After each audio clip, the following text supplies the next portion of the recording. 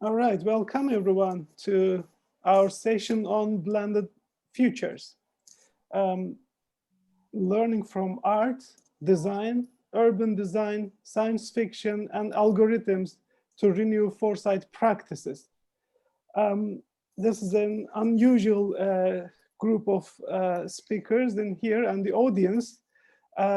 So to explore some new and unconventional tools with our experts to kind of redesign our futures and foresight thinking by using the other alternatives.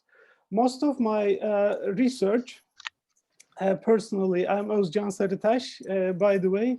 I'm a professor at the National Research University Higher School of Economics and also the editor of the Foresight Journal. Foresight, the Journal of Future Studies, Strategic Thinking and Policy. And most of my research is about foresight and linking foresight with science, technology, and innovation policies. But when you hear the name policy, perhaps it's a bit like a very conventional. So that is why we are here to connect this policy-oriented foresight thinking with more creative, design-oriented, and divergent kind of foresight thinking. So thanks to, first of all, Raphae for initiating this an idea of organizing this workshop at this UNESCO Future Literacies Summit.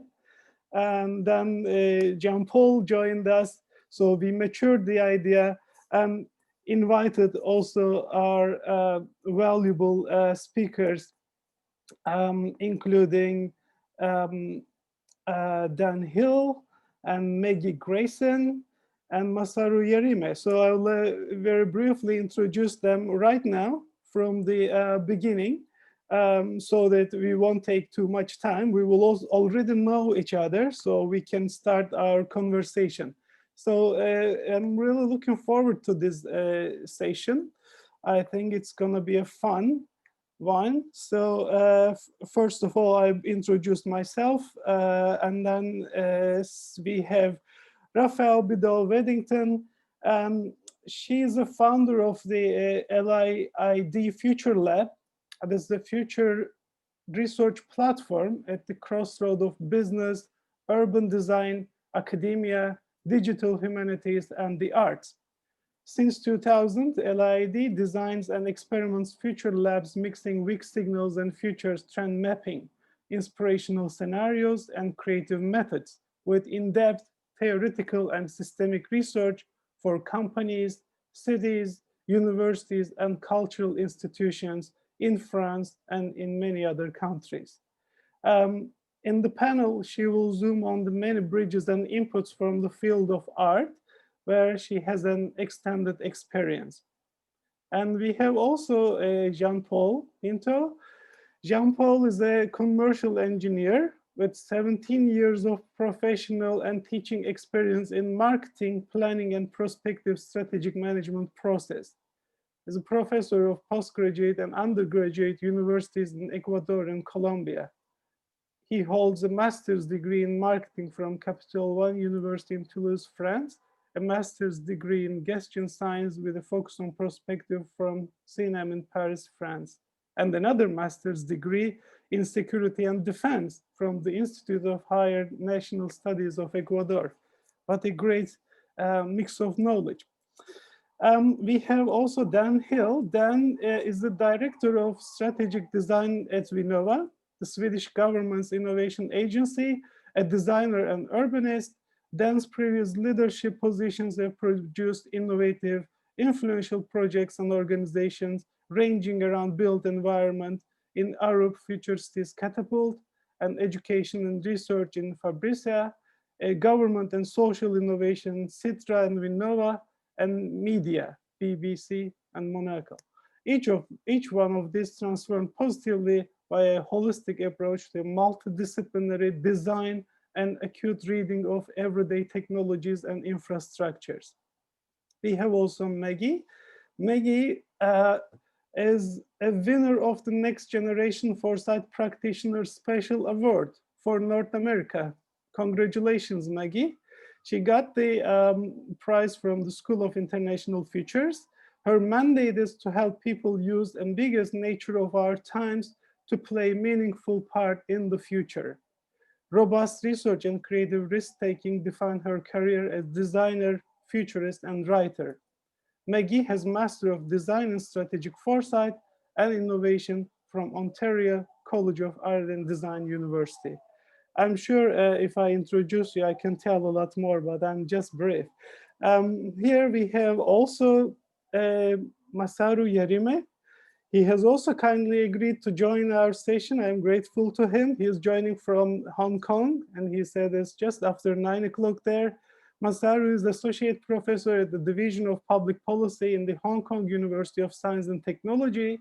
He also has appointments as Honorary Associate Professor at the Department of Science, Technology, Engineering, and Public Policy in University College London, and Visiting Associate Professor at the Graduate School of Public Policy in the University of Tokyo.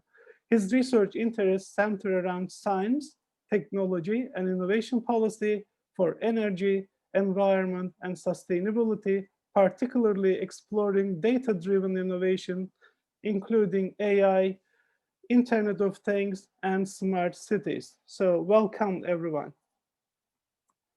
I wish to begin with a slide because I believe that actually future is very much shaped by the combination of science and technology and society, humanity, and arts. I'm an architect in background, so I understand very well why we should be aware of new technologies, new construction technologies, new materials. But at the same time, I know that we should create some spaces and some buildings where people will want to live. So it will support for their requirements, physical requirements, psychological requirements, aesthetics. So these are all parts of our lives. So I really am keen to consider all this as parts of the system. So I just wanted to show you a fascinating picture. I'm sure many of you have come across to this one. These are fascinating cartoons from more than 100 years ago. So here you see a picture showing life in 2000, hunting by air. As humans, we have always been fascinated by these flying machines. And that is good, that is revolutionary. We are talking about these flying machines and drones and even some autonomous kind of unmanned or unhuman kind of flying vehicles and so on. So that is fascinating. But what is also interesting in this picture is that it considered that in the year 2000, we would have our flying machines to go for hunting. And we would all be dressed up like this by year 2000. So this would be the kind of lifestyle and the values and the society. But that is actually not quite like that. Although the picture very successfully extrapolated the technology development and brought us to some individual flying machines, but it didn't extrapolate in the same way, the way, for example, we would dress up. Our hobbies, our culture, and our lifestyle. So how many of us do go for hunting, for example, these days? So probably not many. So we should just make sure that the developments are actually happening in a kind of a more balanced way. So it's not only technology changing, but it is also lifestyles, our cultures, our values, and of course, our aesthetics, design, and the whole life. So I will end this here. And without taking too much time, I would like to invite our first speaker at this session. So we will have first design aspect. So Maggie will take the floor and she will talk about her experience in design and how she brings that together with our foresight and futures thinking. Maggie. Thank you. Thank you so much for inviting me onto this session. It's a thrill to be here with such a multidisciplinary panel and to see people from around the world. Hi, Vera. I haven't had a chance to say hello to you yet. So this is a real delight. In a moment, I'd like to share my screen. But first, I'd like to just expand a little bit on what I guess, how I describe myself. I was a theater designer for 10 years, and this truly informs how I take futures and design and bring them together to help make us understand stepping into the future is actually quite a process that we can do with a few tips and tricks here and there, because we can create that synthetic environment on a stage in real time and real space. And what I'm going to do is show you that this card is one of the most important things I have, and I've been holding it in my hand for about 4 years now. And it says, "The world is changed by your example, not your opinion." And on the back is a photo that my best friend took. And what I love about this is that it's a physical object, and it's got the patina of being in my purse year over year and me picking it up and dropping it in the mud and so on. So not mud, but so if I may, I'd like to share my screen and have a chat. And how much time is it? 15 minutes? Yeah, about 15 minutes, so that we will also have a possibility to have a short discussion. Okay, thank you. Sure.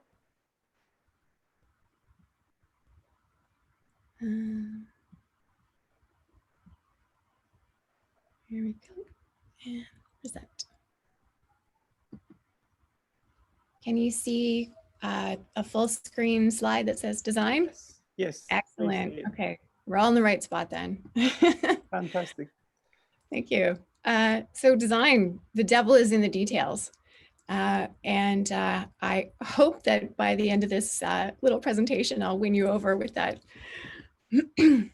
So what I wanted to start with is actually the devil part of what we do. As humans, we have the ability to destroy the world. And here's an example of a bird that was found in the Arctic full of bottle tops. So it's not actually, we do have evidence that we are doing this now. However, we also have the capability to save it.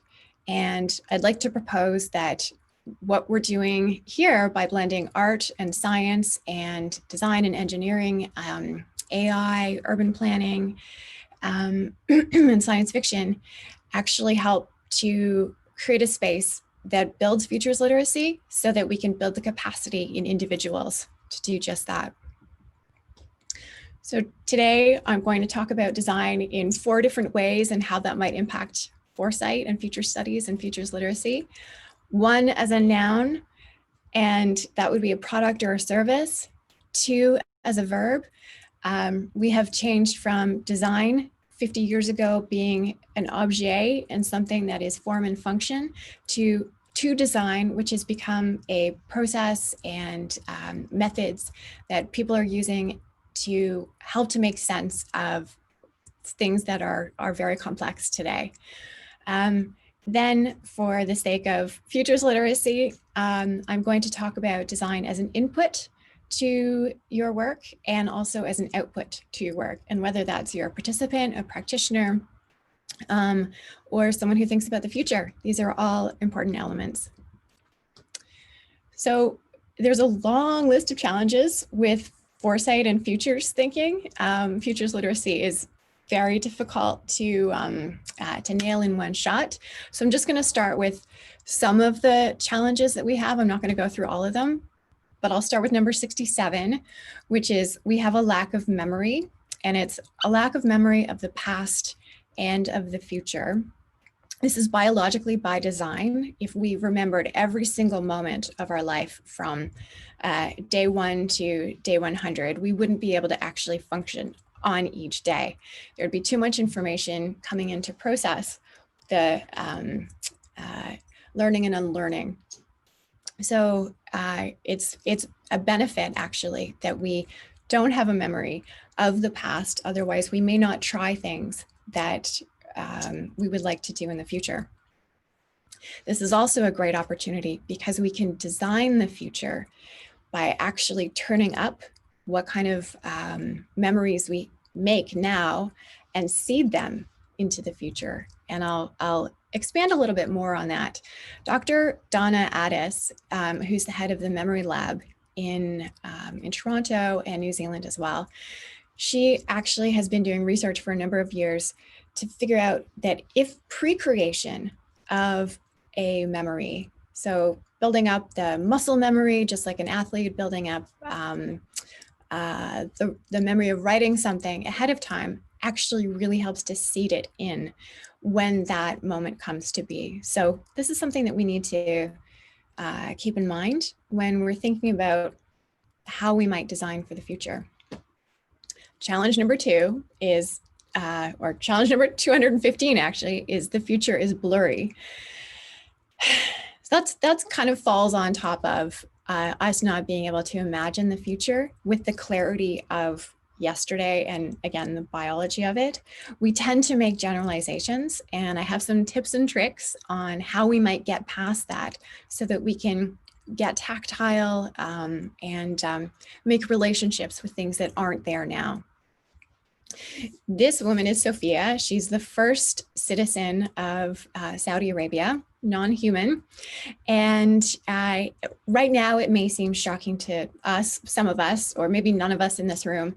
However, that emotion or that jarring sensation of that, or looking at the postcard that Ozcan showed right at the beginning, is because we don't have a memory of it, so it's not familiar.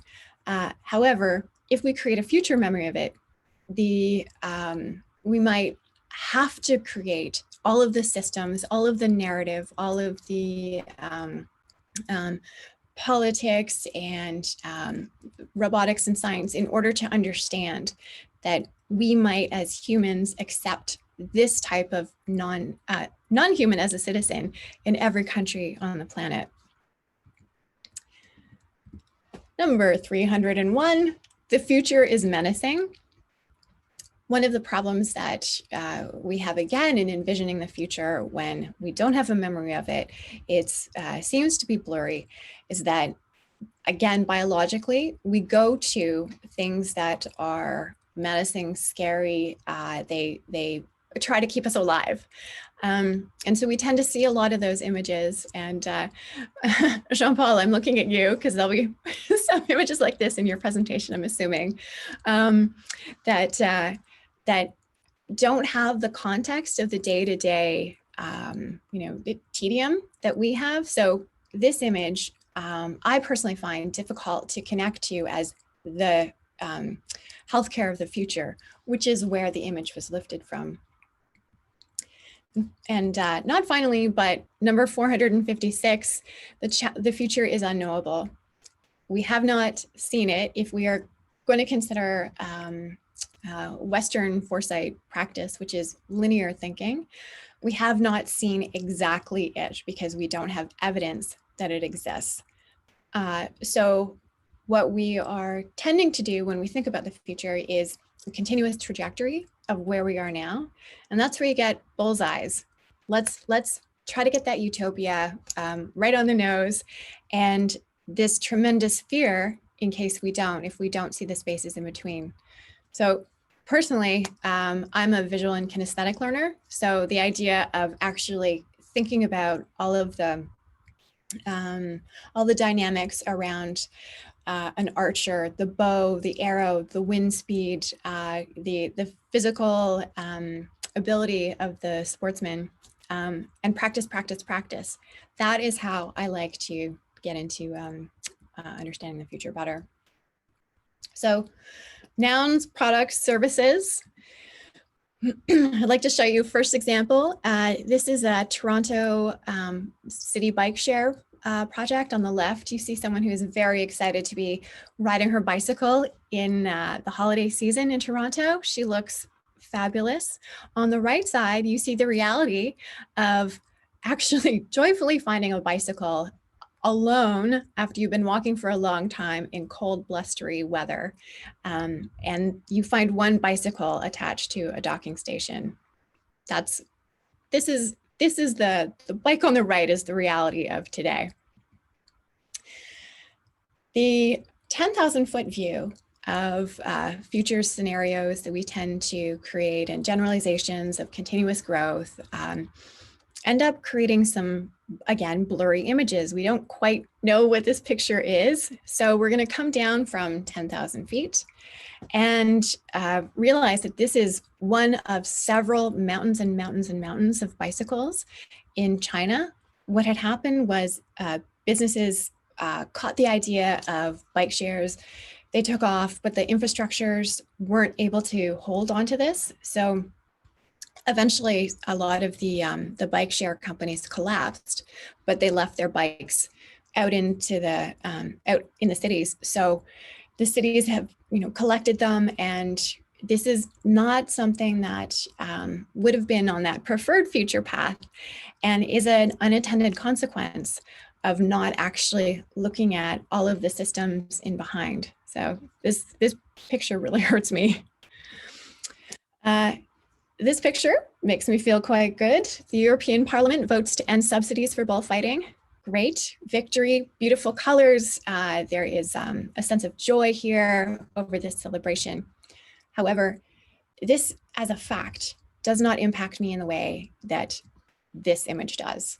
If this was the poster, European Parliament votes to end subsidies for bullfighting, I now, and hopefully others, might have a sense of this historic moment and what the change of policy actually looks like. Again, the visceral, the emotion, the fear, and some of this might be too much. So I apologize, and we'll come back to what too much actually does as a negative. So we have a lack of memory. The future is blurry. It tends to be menacing, and we say that we can't know of it. So as humans, there's a tension between being in the comfort zone of what we know today and the fear zone. And between those two is a place of growth. However, if we are in the fear zone, we're actually frozen and we're unable to make decisions in a clear manner. So something that as I'm designing, as I'm looking at other people's work, a measure of emotional intelligence is something that is, I guess, sort of a key or a failure to success. Design as a verb. Anab Jain created an incredible exhibit for the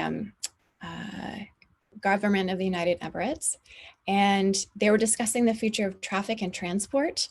And what they did was they brought her in, and she was suspecting that there would be some rejection to the idea of funding public transit. So the test tubes on the right were noxious fumes that she created, and she actually brought into the discussions with the government leaders, Ministry of Transport, Ministry of the Environment.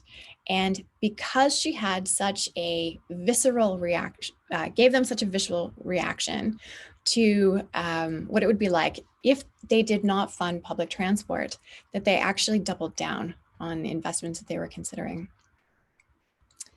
Here's an example, and based on time, I won't go into it too much because I know, Dan, you've probably got some similar stories, but this is the community engagement of people in Brazil, Jardim São Paulo, and they didn't know that there was they had a brown field that was empty in the middle of their neighborhood, and it wasn't actually recognized as a special place. So the community got together and I'll take you through the steps of how they got from a brown field to a finished playground. The first thing they did was they unearthed the existing assumptions that the brown field was useless. Then they created opportunities for discussion. So what you're seeing here is a notebook where people are drawing how might they use tires to create a beautiful playground. They created a prototype, which is something you can point at and discuss whether or not it's this is what we want. Do we want this over here? And this again wasn't final. All the way along, they got feedback from stakeholders in the neighborhood.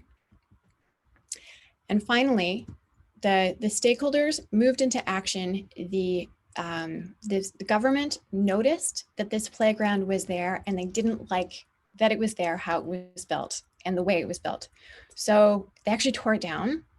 And this is the final, the result of them tearing it down, having huge impact and input from the stakeholders. And now it's a playground that is endorsed and they've maintained. So this is something that we can do in our own futures building that is much more low fidelity, hands-on, cheap. And on the right, there's people who are planning on hospital rooms and just incremental changes of where the curtain goes, where the chair goes and all those things are there as storyboards to help people walk through what this medical room might look like or hospital room might look like if it was built in the future. So this is important for the input of design. And I threw out this concept car. It's Mercedes 2021. It's very gorgeous. It's hard to deny that, although it doesn't have the environment around it. So we can get into a sense of dreaming and thinking about blue sunny skies and no traffic on the roads. However, if you put this car back onto the traffic in the previous image that we saw, things start to get very disappointing. So we have to, when we're creating a situation for futures thinking, we have to create enough resistance so that there is a suspended sense of reality. This is a TV show that ran for 3 years, almost 100 episodes, 7 people who had been on a ship for a 3-hour tour. Their ship was shipwrecked. They got onto an island and spent 100 episodes trying to get off the island. And there was opportunity after opportunity after opportunity to leave. And yet the drama was withheld in the story because they had this tension of wanting to go. A couple of examples that I've created as input into design stories. This is a body clock nail polish. I created it for someone who is a freelancer and she wanted to know how she should spend her time most efficiently. So this nail polish, design fiction object, when you put it on your finger and you see green nail polish, that means you're in a relaxed mode. And when you see red, you're in a state of arousal. I did another project, also design fiction. And this one was a little bit more to shake up the audience. It's a combination of putting together corporations owning public resources and also getting your data for free. So the initiative of this concession stand is that if you give them your thumbprint, they'll give you 2 free glasses of water. And I guess I'm looking at the time. I'm wondering how much more time I have, or if I should.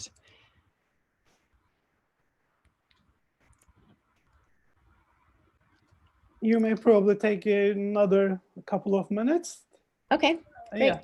Okay. Thank you.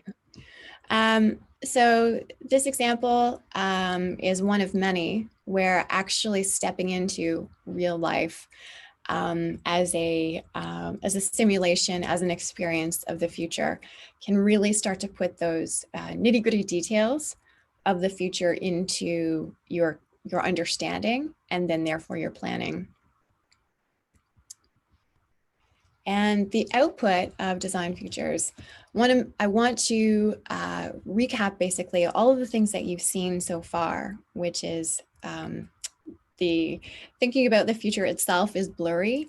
In a parallel, we use design to take things from unmalleable iron, if you will, to polished object. And in this particular story, it's the design of the lucky iron fish, which happens to be an iron deficiency tool that you put into your soup and it leaches iron out. And it pretty much follows our thinking of articulate futures and stories that we want to be in by going from a lump of iron to something that we're starting to make sense of, and to actually envisioning what the bullseye is and being able to manage a conversation between those two because we can see it and it's something to point at. And I just want to top it off with saying that all of these ideas have driven myself and my partners to start a company, launched yesterday, launched the website yesterday. We're an authentic thought leadership incubator. And what we do is help people to understand the nitty gritties, the size of the system, the patina of the real world, and put that with the reality of the 21st century that we have right now. So it helps to enable someone to be the change that they want to be. And when they have, because of the community that they have, we can now help them to share that and amplify that futures literacy onto their community and hopefully beyond. So that's me. I want to thank you so much for being here, and I really look forward to the conversations. Well, fantastic, Maggie. Thank you. And congratulations for your new initiative also. Thank you. Wish you success. Thank you. Your talk was very thought-provoking, and I took note for almost every slide you have. So I'm not sure how I can bring all those together, but I know that we are also running a little late. I hope this is just the beginning of this conversation. So we will definitely say something. Articulate on this. Yes, Robert, you have a... Maggie, I'm trying to hold up in the screen my lucky ironfish. All right, okay, we see it, yeah. Can you see it? Can you make me larger? Yep, we see it, thank you. Lucky ironfish? And you know how I came to have that, Maggie. I do, thank you. Okay, Ozcan, go ahead, thanks. You see where the fish has reached so far. Yes.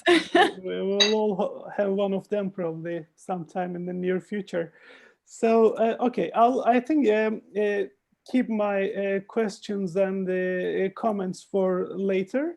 I'd like to move with Dan Hill now, and Dan will talk about the urban design perspective. Dan? Sure, thank you. Can you hear me okay? Yes, we hear you well. Okie dokie. Let me see if I can share my screen as well. Do you see that? Yes. I see that. Too. This picture. Very good. That's being the title screen. So thank you. Yeah, thanks for inviting me, and great to follow you, Maggie. Super nice work. And I'm going to talk about design a lot as well, but we often think in design in terms of scales, not scales as in fish scales, but scales as in object to human, to building, to neighborhood, to city, and so on. I'm going to talk a little bit more about neighborhood and city, but my background actually is an interaction designer, service designer type. So I'm actually working usually more at the human scale. And on these kinds of projects. So I should say, I work for the Swedish government in the innovation agency here as the director of strategic design, but my background as a designer is working on big urban projects like this kind of stuff. I won't go into the details, they're kind of boring in a way. the Google campus or the V&A building in London or Sydney or Amsterdam. And of course, the future is inevitably part of those projects. I always say, design is inevitably about the future, almost by definition. You're trying to make something happen at some point. And then there's a question of, so what's the time frame? Are we talking about designing for next week or designing for next decade? Often with urban things, sometimes the design life can be 100 years. You're designing things for a century or so, which is kind of confronting. And you have to have a way of thinking about that. But equally, in the bottom right there, that small thing is a cell phone I worked on by a Swiss company called Punkt. And it's a cell phone, not a smartphone. So has no real data in it as such. Actually, it's got Google Android in there somewhere, but we kind of shoved it down under the ground, basically. And so all you can really do with it is make calls or make texts. There's nothing else. So it's deliberately, it kind of gives you your brain back, is how it feels like when you're using it. It's very confronting as well, because you realize that we now walk out the front door with no sense of where we're actually heading, and then we pull out the maps, and then we can send a text to Maggie saying I'm late, like all of those things you can do, or you can start the video call on the way. But with this phone, actually, you realize you have to be organized and be on time and know where you are going before you get there. It's kind of, it's like having your arm chopped off the first time you use it. It's so confronting. But then you realize within about half an hour that you're paying attention to people and the environment, and it's kind of fascinating how subtly it changes your view. So I'm used to working at these scales of cell phone to city and most points in between, and building in a sense of adaptation and understanding what's just enough to do. How do you build a phone that will last for 10 years? By making it less sophisticated in a data sense, you can make it last for 10 years, it turns out. So it's kind of interesting. And so the starting point for me is this quote by Cedric Price, the British architect, who said this in 1966, technology is the answer, but what was the question? And we don't really ask that enough now, 50, 60 years later, we still kind of drift into technical solutions without stepping back and asking, well, hang on, what is this neighborhood about? Or what do you want this neighborhood to be about? Or what do you want this library to be about? Or what is a library? Those are kind of questions that we're asking as strategic designers before you've decided that a library means a building. A library can mean many things, and it is probably partly a building, but it's lots and lots of other things. It's also a cafe, it's also a staffing schedule, it's also a bunch of books, it's also a database, it's also a culture and a language, it's all of those things. So we're trying to sort of step, but that's the strategic design part of my job title, frame the question in the right way, and then build a way of having a discussion about that collectively as much as possible. And so when it comes to urban design, the questions aren't really technical. So they're much more to do with ownership and identity and dynamics. I mean, artificial intelligence is utterly boring as a technical question. I studied it in the early 90s when I did my degree in computer science. Then you kind of think, oh my God, it's taking so long to get here. With anything of any use, all I can do is ask Siri what the weather is going to be like. So 40 years of progress, not so much. But then artificial intelligence plus health, that's a super interesting question. Artificial intelligence plus food, they're interesting question. And they're to do with identity and value and culture and social life. So that's the perspective we're taking here. And so when we're doing this kind of work, I'll just run this video if you can see it. This is from a project that my team did when I worked at Arup. We're just trying to understand an autonomous bus, but how would you actually call that thing? So the bus never features in this video. It's all about the interaction with this woman, Anna, and that's my old watch, by the way. We make these videos very quickly in 2 or 3 days. Just using objects around the studio, using After Effects. Had some good people in my team that you can mock up things. And really, we're discovering that it turns out even for an autonomous self-driving bus, you need something a bit like a bus stop so that you get 3 or 4 people into it rather than just one. So those are the people in my team, by the way, terrible actors, but you can, they're designers, not actors. So you can make these videos to try and flush out the questions underneath something. And again, the bus is not really relevant. It's more everything else around it. How do you design a city with the bus in it? And then what does that feel like is an interesting question. It's this constantly flowing sense of traffic and movement. Everything's going about 15 kilometers an hour. Well, learning from what Maggie said, of course, we don't learn enough from the past. This is Sydney in 1906. It's a constantly flowing, basically, set of objects. It's not got the stop-start process of 1960s traffic planning. Whoops, I just go back a little bit. It's not got traffic lights and things like that, and it's actually much better for not having traffic lights. Of course, traffic lights are a terrible invention in many ways. They make accidents much more likely than this kind of shared space. So it's kind of a fascinating question. It's like, how is is this more safe or less safe than a contemporary city? Is the fact that the sidewalk is completely blurred with the street? That's an interesting condition. And you don't want to over romanticize it, because in Sydney in 1906, there was an outbreak of bubonic plague 2 blocks away to the left, literally the plague from the 17th century. So it's not saying that the past is this harmonious, romantic place, but you can still learn a lot from a street that worked like this, with this kind of constant flow, would be really a powerful thing that we're trying to make. It's what Jane Jacobs called the ballet of the street, basically.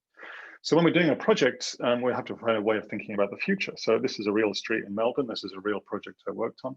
And we're looking at how do we turn this into something more useful. This is the most useless kind of street you can imagine. It's just a parking lot, basically. It could be a great street, but it's being used for parking. So all it generates is parking fees. Everything else is a negative here. Carbon, health, street temperature, everything is right next to the central business district. That's what you can see in the background there in Melbourne. So it's super valuable land, but it's being used in the lowest sort of value form, if you like. But it's not, you can't just click your fingers and say, imagine a nicer street there, right? Any architect on the call here could draw a really nice version of this street, but that isn't the point. It's like, how do we get there? So we break this down into a series of steps. We start thinking about how would you understand the street? You can do that with people, you can do that with data, you can do that in public, you can do that as the city council. That's completely different to doing it as a private company. What does that mean? You can start testing things. So you can move the parking from the right-hand side to the left-hand side just by angling it. If you see they're in lines like this. And if you angle them 45 degrees on the left-hand side, you can get the parking from the right to the left. So we haven't taken any cars away here, but we could somehow free up a bike lane straight away. The bike lane is just some paint, so you can test this for a few $100s, basically. In the render, we put someone there not wearing a helmet, which is against the law in Australia. You're supposed to wear a helmet when you ride a bike. And we deliberately show someone not wearing a helmet so we can have this conversation with the client. How safe could we get the street, the client in this case being the city of Melbourne, so that we don't need a helmet? You don't need a helmet necessarily to ride a bike. So could we get to that condition? Massive, sort of rabbit hole there about whether bike helmets are safe or not, by the way. But unless you flush that out early, that problem is going to come up later. And you can use the drawing to trigger the question.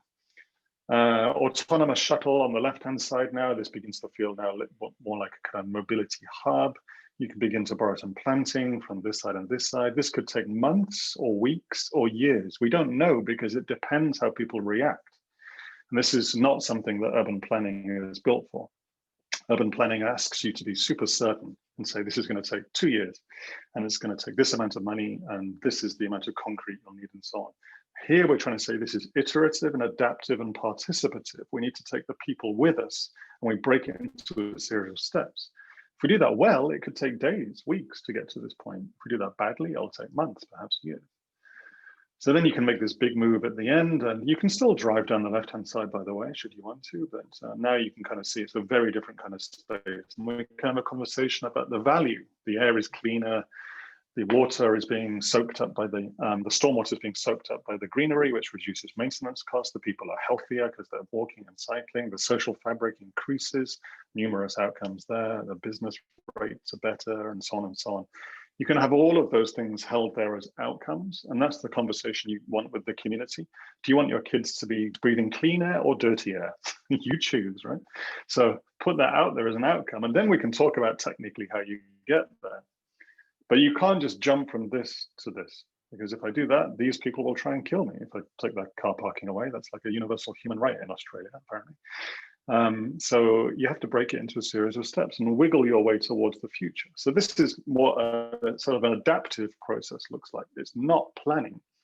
And I say it's not urban planning on purpose, because we don't know if the autonomous vehicle is going to work. in step 3, you know, so we need to test it. Maybe it doesn't. We try e-bikes instead, you know. Those are options you want to test as you go. And you can hold the outcomes, clean air, happy people, whatever you want them to be, increased business or decreased business, whatever you decide the outcomes with the community around you, you should be shooting for, but leave the technical options something to evolve along the way. So you can take advantage of them and you can take people with you. So this is what that turned into, just so you know, these aren't just renders, you know, this is the real things in Melbourne, beginning to take the street back. So then how do you do that? There's lots of ways you can begin to do the participation side. Of course, you can do this with bits of paper and meetings and town halls and conversations in pubs. And we do all of those things. You can do it with augmented reality like this one. I'll just show you briefly, because this is a kind of a piece of futures work about something that you can do futures work with. So it's a bit meta. But this was kind of a design fiction made in film to show what if we had a tool like this where you could look at different options for the street, working with the community, doing it in situ physically. That's a kind of interesting thing. Then we worked with Ericsson, R&D, and UN Habitat, who went to South Africa, and these guys then modeled this place in Wits University in Johannesburg. And I'll just skip ahead a bit. In Minecraft. Minecraft is a fantastically good prototyping tool, a very good futures engine, I would say. And so this is the LiDAR scan, and then it turns into Minecraft like this. And with Minecraft, you can then make a really participative platform for testing the future with, particularly with kids, because they know how to use Minecraft. So then they modeled the future in Minecraft in the real, sort of the 3D model of the place. And then they took it outside into the streets, looking through an augmented reality app on a Google Tango phone. This is a few years ago now. So now this was the first prototype. So there you're seeing their Minecraft modifications overlaid into the real world. So this is their projection of possible futures. I'm not saying that's a great piece of architecture, by the way. I'm not saying we should build that bridge, right? But it's more importantly is that someone else thought that would be a good thing to build. So then we can have the conversation about this. Is it useful? What does it do? Why did you think that? You know, those are kind of discussions we can now have with them. The reaction you get is kind of amazing. So I don't know if you can hear them shouting, but they're shouting. So you never usually hear noises like this or reactions like that in a planning meeting. Planning is like a dull process, a bureaucratic process. This is actually saying, no, planning is something that everybody does in the city all the time. And this was a huge program by UN Habitat, block by block, using Minecraft in this way. But it's so interesting to say that the future of the city is yours. It's your city. You know, it's kind of, you can make these suggestions, and then we can have a conversation about how they get turned into reality. So now this is what we're doing in Sweden here. We're working on a similar project using all of the streets in the country. That's the ambition, actually. How would we retrofit every street in Sweden? We work with professionals around this. So these are people from different angles around the question of a street: micromobility companies, big tech companies, small tech companies, urban planners from municipalities, air quality experts, and so on, working together in a very synthetic way on the street. We use narratives as part of those kind of workshops. So I will usually write something that's set in the near future, probably 3 or 4 years out, and it's deliberately got a few things that are wrong in there, and it's deliberately got a few things that might be right in there. But right for who and wrong for who is a question that's talked through. Usually, we get the people in the room to complete the story. We use text because stories are very powerful in text. Obviously, you can imagine different things. As soon as I say a street corner and a fox and a cleaning robot, Maggie is imagining something different to Raphael. You know, like they're both thinking the same sort of thing, but Maggie's street corner is different to Raphael's, you know? And so it's fluid and open in that way. And we do that in text. If I was to draw it, then it would be kind of locked into my version of a street corner and not so open, actually. So then, anyway, we get them to draw it in the workshops. These are the composites that come out. And then we're looking for real prototyping places. And this is where the future really happens, on the street, obviously. So we worked with the municipality in Stockholm, the city of Stockholm, to give us some streets to work with.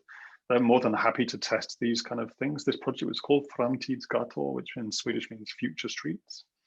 And we found 3 schools next to 4 streets. And with the schools, then we were able to work with the school kids as the lead designers. So as Maggie showed with her playground example, you can throw the design of the street over to the street in this sense. This is the people on the street. In this case, a school was the dominant character there. It means that the school kids are the best actors, the best users. They are the experts, actually. It's their environment. If the street had an aged care center on it, then it would be 80-year-olds. But as it's a street, in this case, kind of an elementary school, then it's 8-year-olds, you know? So we also did this with the Prime Minister, by the way. You can do the same technique. That's the Prime Minister of Sweden. Same kind of maneuvers can be done at different scales. I won't tell you who is better, the Prime Minister or the kids. But we then, these are the kind of designs the kids come up with, which get turned into real things. We then worked with ArcDes, the National Center for Architecture and Design, who turned that into a malleable, adaptable structure that we can put into the streets. And that's really important, to design something that can adapt, has the future built into it in that way. If you design a freeway, they're not designed to adapt, usually. It's kind of stuck. And that's why we know most cities are stuck with their freeways, even though now they're effectively stranded assets waiting to rot. It's just a question of how quickly we get there with freeways. Something that's adaptable and malleable can continually change. So we deliberately chose wood as the material. And here you see them in the street. I'll come back to that slide in a moment. So these are wooden interventions in the street because they can change, because wood rots, and because wood then changes. You can build in a sense of change into it. People can adapt them themselves. So this is the idea of almost like Lego or IKEA, like kit of parts. They decide what happens here. If you want to go all playgrounds or streets, or it's all fine. If it's micro-mobility and parking, that's up to them. You know, this is kind of an adaptable structure. And we learn from their adaptations as well. So it's kind of something that's modifiable, again, like an open source toolkit. We actually worked with Brian Eno on some principles for this. And we looked at, he said, you know, so early on, make it in wood because it's easy for people to change and adapt. Another nice thing that Eno said is think like a gardener, not an architect. Design beginnings and not endings. So it's designing the beginning of something here, and then the ability to grow it like a garden has a way of building the future into it again, just like gardens do. So this is kind of what they look like on the street. We have, you know, some people saying nice things about it now. I won't play this clip, but people are super happy with it, basically. But that's where we can create a space for collective future making actually in the street itself. So it's not a technical process that is done in a planning office. You actually build in a sense of dialogue and contestation and conflict into the street. And this is something I'm going to now come to the end. You saw this year with Black Lives Matter and following COVID, kind of fascinating things playing out on the street. Lots of questions about the future of social justice, about environmental questions, but all playing out in the street. And Nikita Oliver, who's a brilliant activist in Seattle, said, you know, it's in a way, it's easy to take a space. It's really hard to make it something that works for the community. That's something that is the active, ongoing process of making the future together. So there's some very interesting work going on in here. Ron Finley in Los Angeles, who is planting gardens in vacant parking lots in Los Angeles. He's worked out there's 26 square miles of vacant parking lot. That's 20 times the size of Central Park. Completely vacant parking lot. You could grow 724 million tomato plants in that place. And you do that with the community in food deserts. So it's really powerful. And then Infield by the artist Linda Tegg in Stockholm. This was a meadow that she made in a car park here in Stockholm, like an organic meadow. So again, it changes your ideas about what urban space can be, what biodiversity is. We're exploring those kinds of ideas. So there are futures work in this area. You know, Olalekan Jayafus is an amazing artist in Brooklyn who's looking at what are these kind of almost like Afro-futurist visions of the city, super high tech and super green simultaneously, really powerful in a strange, interesting way. Wakanda in Black Panther is exactly that kind of thing. It's indigenous, it's super high tech, made around materials like vibranium, whatever, that don't exist yet.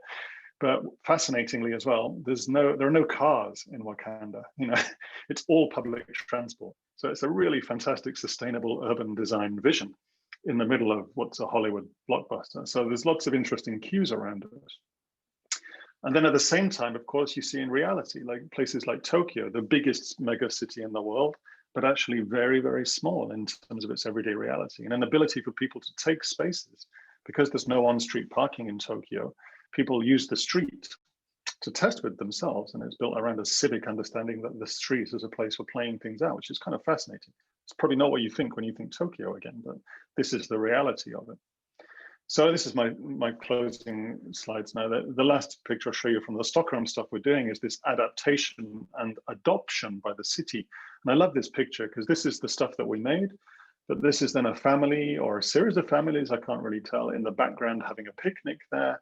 And they made a picnic table in the foreground, even putting like a tablecloth on it, which is a very proper Swedish thing to do, which full marks to them for doing that.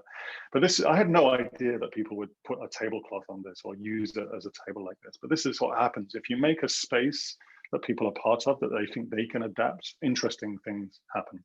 So I'll leave it on this last quote, just saying from Ilya Prigogine, the complex systems theorist. In an unstable complex system, small islands of coherence have the potential to change the whole system. And what we're trying to do is understand, how do you build those small islands of coherence in conjunction with people as a collaborative act?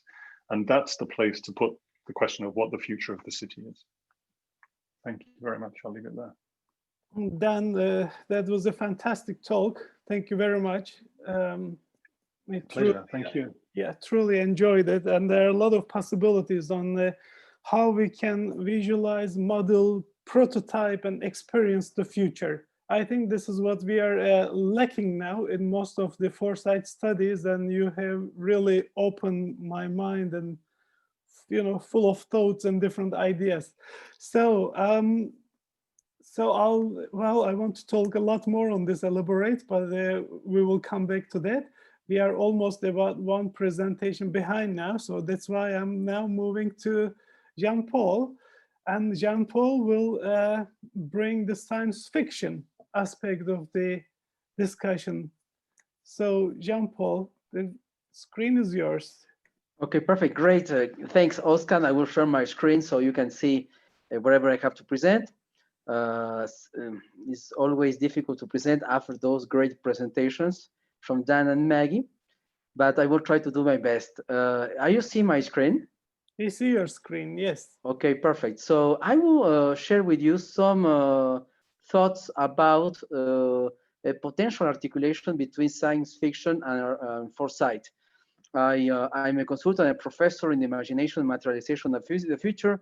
I am working in the open network of prospective and innovation in Latin America, based in Quito, Ecuador. So first, I want to begin with this picture. This is a work that I done last year with a friend of mine in Cali, Colombia.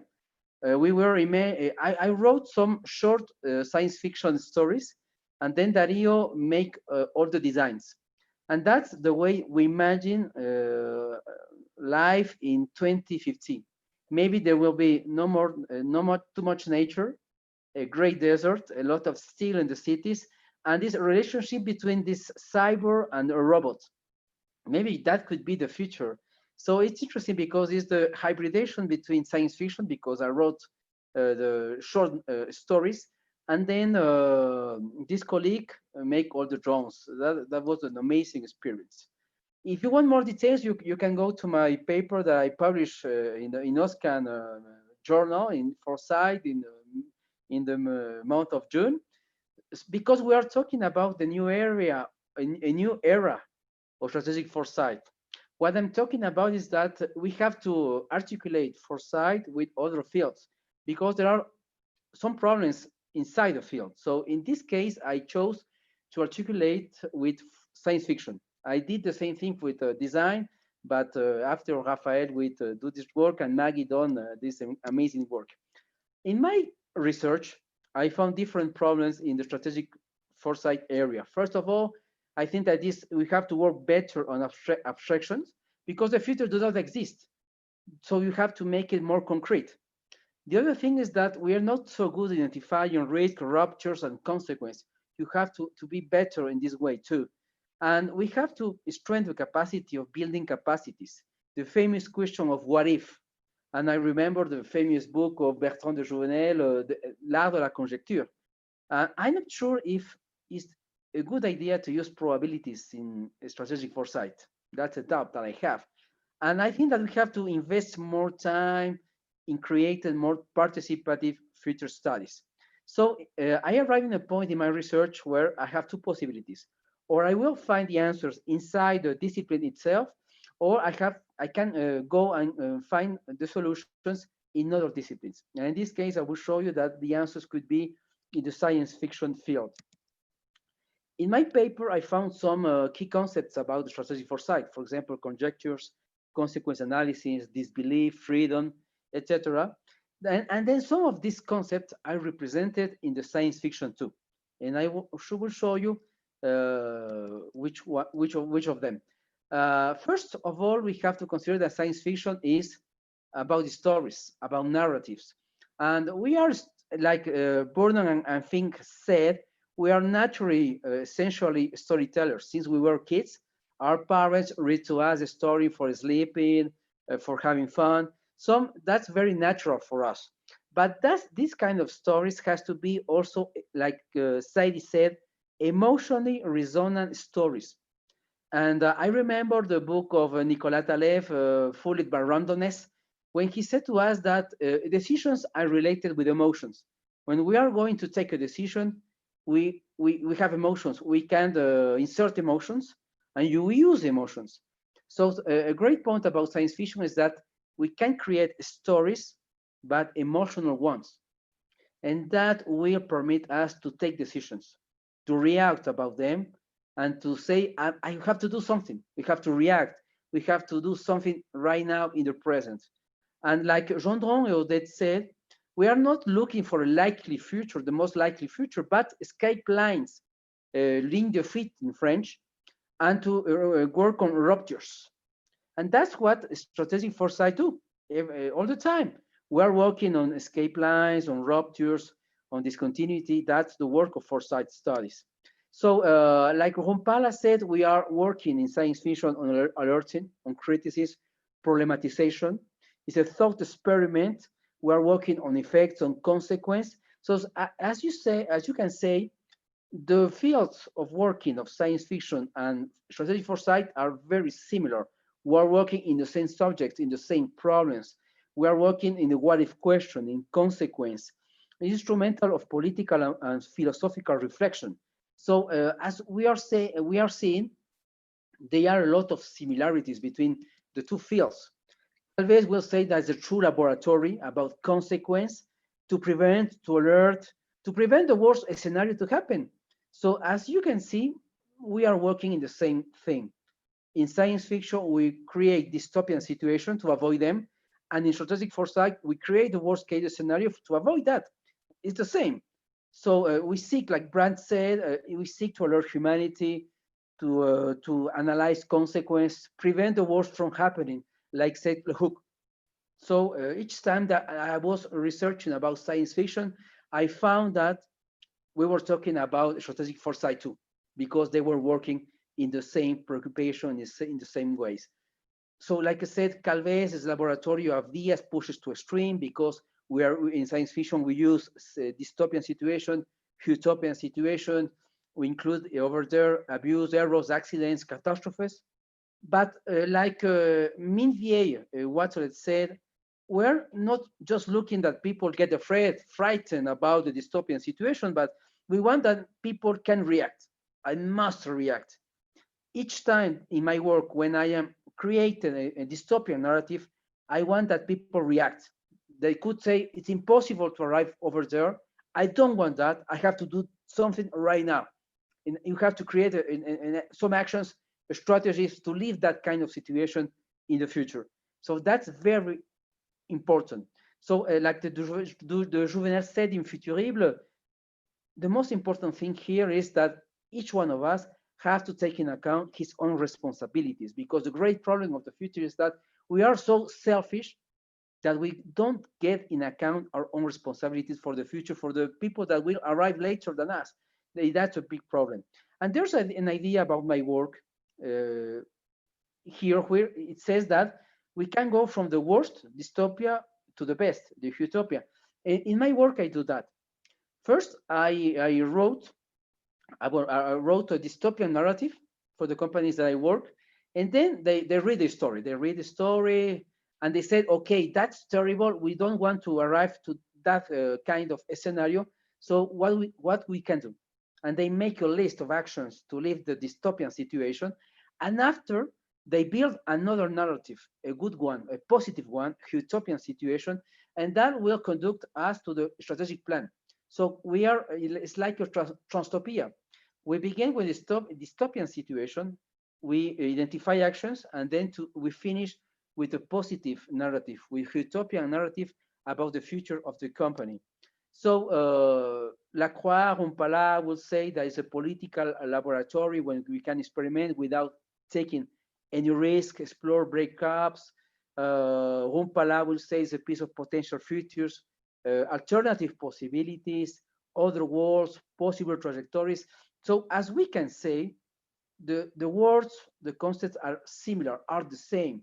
I can take out here science fiction and put strategic foresight, and it will be the same because we're working in the same preoccupation in the same ways. And I remember this sentence from Nicolas Taleb on his book, The Black Zone, when he said to us that the only way to predict the future is to bring some pieces of the future to the present.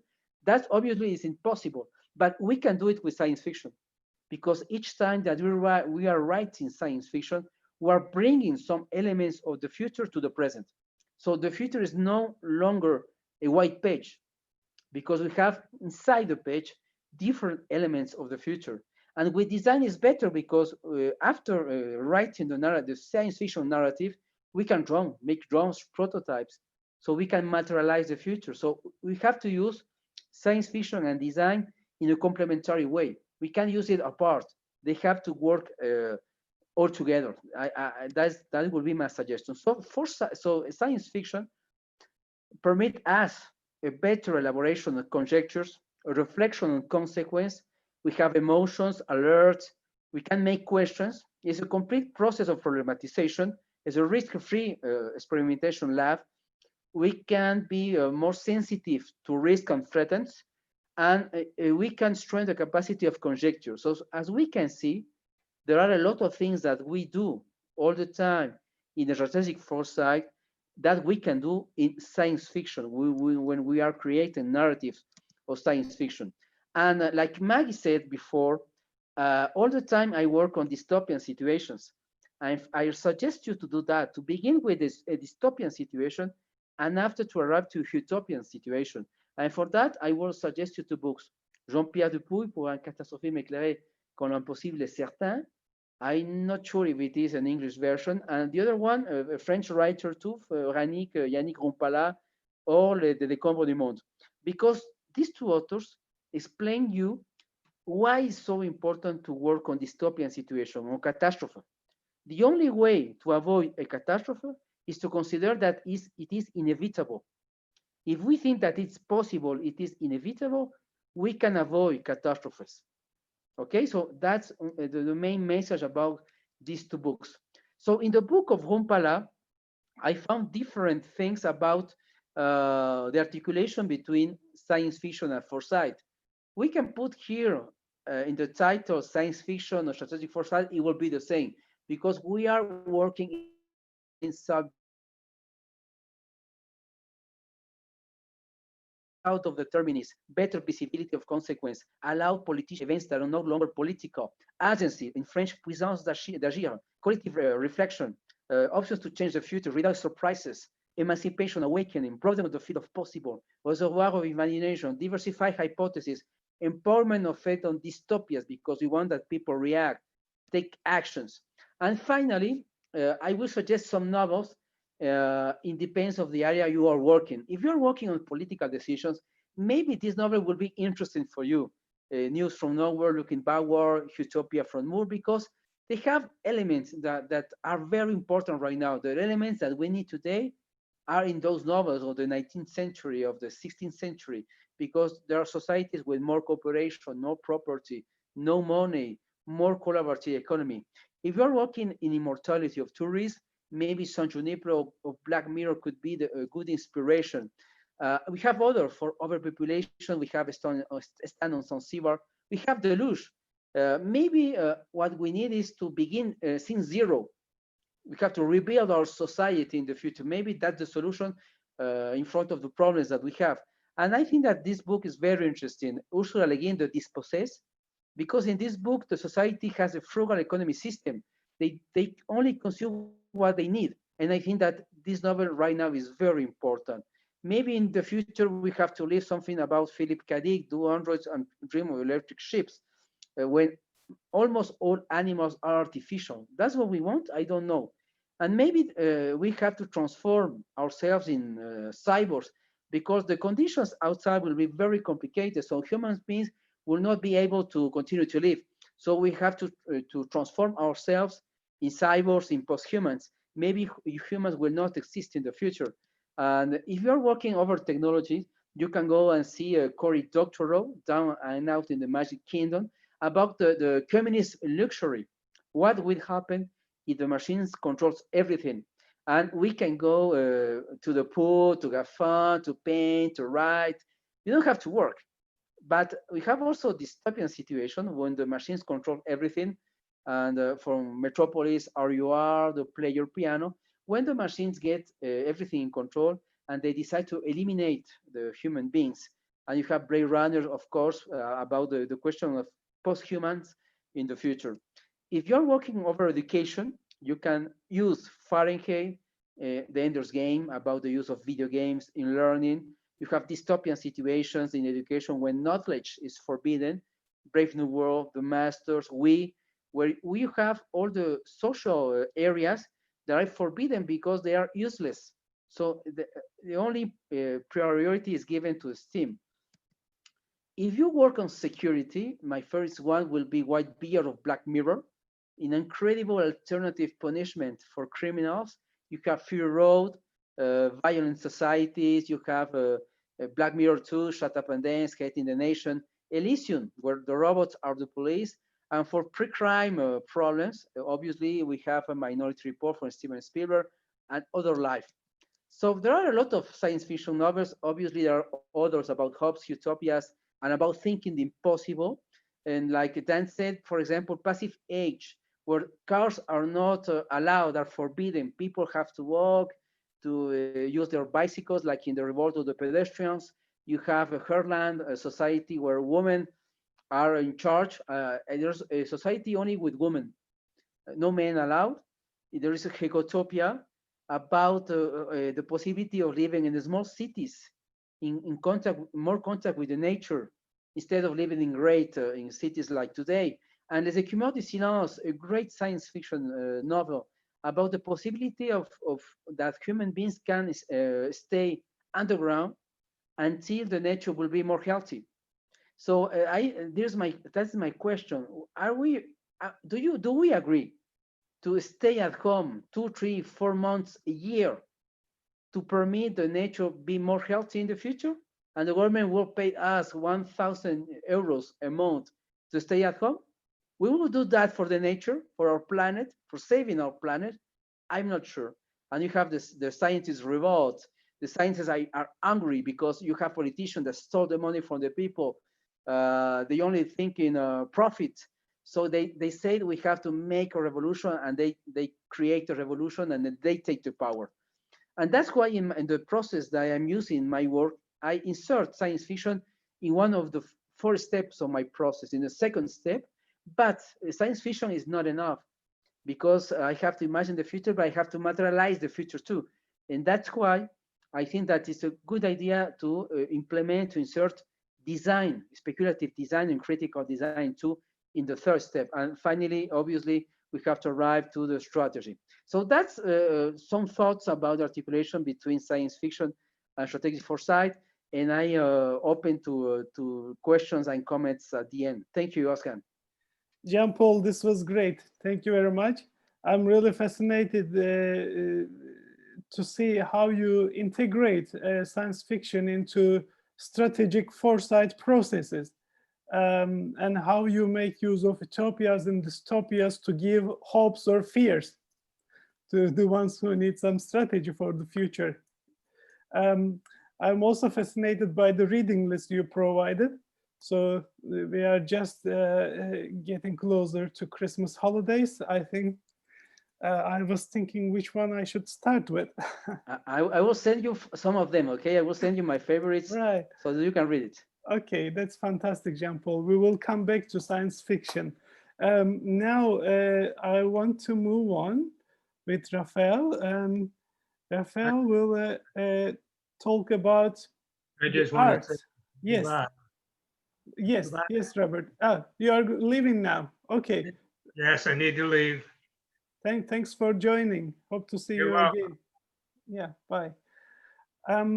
Raphael, yes, the screen is Yes. yours. Let me share my screen and put the full screen. So hello, everyone. So I'm going to share, well, an exploration between the border of art with the future. And with that expose, I will also try to make bridges with the three presentations we had before, because of course, art has a connection to everything. But first, a few words. I'm a Foresight professional. I created the LIID Future Lab 20 years ago. It started originally as a conceptual art project in 2000. And it was more like a learning from art to provide creative ideas to the society. And so for the last 20 years, I've been working with companies, cities, universities, cultural places in France and abroad, always inventing new methods and always giving to art an important place in the thinking, in the formats, in the projects. I actually did my first urban research project on the case of Christiania in Denmark. So I'm sure, Dan, you're familiar with that place. But now I'm going to enter on the specifics, give the focus on art. And my expose is called Art by Foresight, Speculative Bubbles and Expanded Horizon, with two images, which is two artwork that I did. The first one on the top is from 2001. I'm not going to go into details because I want to bring you on a journey. And you can see my booth at the UNESCO Summit or on the website to get more info about all the collab we have. But first, I would like to come back on the fact that art, let me get rid of the video so that you have my full palette of images. So first, art has a long history with time. Art has been a tracker of the human life and the human experience for centuries, and so art is not specifically geared toward the future. Art is traveling constantly, reinvestigating as much the past, the present, and the future. In fact, art is somehow a kind of mirror, an ambiguous mirror, also to refer to Maggie was speaking about ambiguity. Art is a kind of like blurry, ambiguous mirror. It's not a clear representation. It's also a little bit of a membrane between reality and fiction. It's part of the society, but always it opens on parallel worlds. So it's always this border between the real and the fake. And through art, you can also reinvent the past. I'm quoting as an example this exhibition that was at Centre Pompidou last year, Prehistory, a modern enigma, showing how contemporary art shaped itself at the late 19th, beginning of the 20th century, at a moment where prehistory was a discipline that was shaping itself, and the aesthetic of prehistory, those giant bones, were also somehow mirroring or inspiring the art of that time with modern sculpture. And to give another contemporary example, on the end right side, the yellow hand in the blue, it's an artwork of an artist called Amy Carl. It's called Regenerative Relica. And it was part of an exhibition called The Making of the Living. So really about art as an exploration of the time, of the human experience at large, of also the bias. It is actually a speculative sphere where you can have like plenty of multiple bias on the present, on the past, and on the future. So that would be like first template. From that perspective, then we can also see the art world, the art sphere, as a profusion of a subjective projection of creative, critical, conceptual representation of the present time. It's also a sphere that is showing the collective, the individual and collective imaginaries through viewing art, artistic expression of today. You can also understand the hopes, the fear, the critical issue that the society is connected to.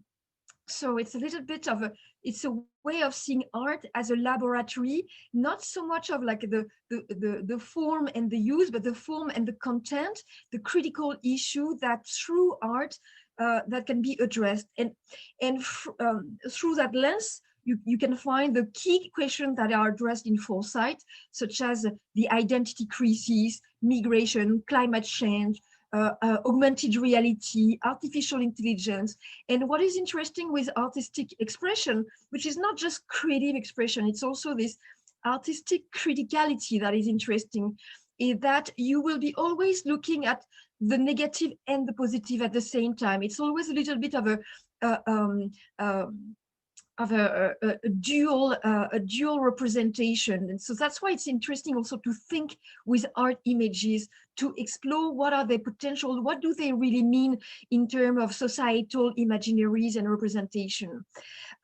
So I'm not going necessarily in the detail of each of these images and each of the artists. I can answer to your question, but through that palette of artwork, you can see like on the bottom left, it's artwork done with recycling coppers, copper residual,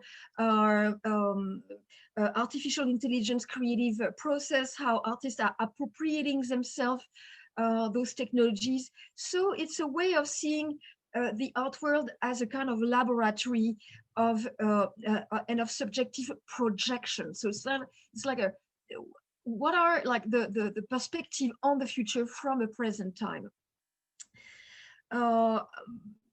My next slide is also to say, well, from that profusion of subjective expression that are showing, that are weak signal of the society, weak signal of critical issue, weak signals of new imaginaries, we can consider the art as a source of new inspiration for the society. And we can see also the art world as an ecosystem of cultural influence that is spreading and impacting. It has a soft power of changing the society and influencing the citizens and the society at large. So it's this inspiration movement that is contributing to making the future. At LIID Future Lab, we say crafting the future together. It's also by playing with those inspirational mechanisms, you can impact the transformation of the world. So the art world is not it's not explicit, it's more implicit to art mechanism. It's an influence, it's an inspiration, it's a prefiguration of possible gestures of tomorrow. And I'm giving example of, for instance, on the bottom left with those balloons, it's also, you have like art projects now that are extremely collective, that federate communities. It's called the Aerocen project. It's from an Argentinian artist called Tomás Saraceno, who gathered an international community around those performances with flying balloons that are only functioning with hot water, hot air balloons. And so it's a first zone of influence of having collective project. Another aspect of the local influence is, of course, through museum. The image on the top left is Macro Asilo. It's a really interesting project developed by the Macro Museum in Rome that became a pivotal place to create a new ambience and new dynamic for the neighborhood and the city of Rome.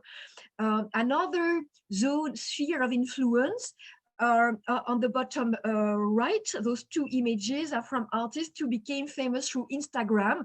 So the influence can be via collaborative project, it can be through cultural places, and it can be also through Instagram and social network sphere of influence. And in fact, understanding how the art community is functioning, how those influences are generated and spreading via curation, via creating new concepts, And you can understand how the society is transforming at large, also the digital society with those community-based movement. And the last images on the top right, it's an example of a future trend report that I have been working on in the last 10 years in collaboration with a future trend company in Paris. And we served as an R&D laboratory for them. And it shows how artwork are also used massively in those inspiration. So in a lot of creative agency, artwork are used as really practical inspiration material for workshop, for briefing to designers, for briefing to advertising firms. So it is really an ecology of influence, and it has also its own economy. I can emphasize also the role of curators with the generation of new concepts that can be very fertile to drive the future and find new angles. Huh? The art world is never one angle. It's a multiplicity. It's a great diversity. And I can quote in the Future Trend book on the top right, you have this image, All the World Futures, which was the title of the Venice Biennale in 2015, curated by Okwe and Wizor, showing how the art, the Venice Biennale was also a place to discuss all the future perspective from everywhere around the world. So this pluralistic perspective, which is really pivotal to a more inclusive society nowadays. My next slide will be to focus on how the art world, the art community, the art sphere at large is also a place for prototyping. It's not as explicit as it can be in design or in innovation or in urban design, where you are geared more toward addressing clear functions. In the art world, it's more like having a zone of experiment that can be successful or dystopian or dysfunctional. And it's actually the prototype that I generated via an art creative process might be closer to the one that are developed by critical design, speculative design, where you don't necessarily have a solution. You create thought experiment, but it can also result in very positive impact. On the bottom left, we have an example of it's an exhibition that is going on now at the Walker Art Center in the US, designing for different futures. And the artwork is called, let me find it is called Breeding Robotic Natives. Always this kind of criticality that is interesting in art. The other image is also how artists are experimenting on themselves. They are hacking their own body. They're doing things that are not legal in laboratories. They do it because it's in the art frame. So the art frame is also a place where you can do things that are not allowed anywhere else.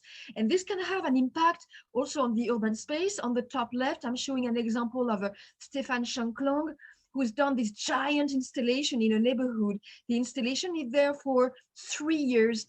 It stays with a giant urban transformation place, and it is there to kind of incubate a new imaginary for the neighborhood. So those practices, like artists have been doing things like that for, with squats and ephemeral practices, but now it has become like really a common use in the society. We see in the design, in the urban, Dan also showed some example from artists.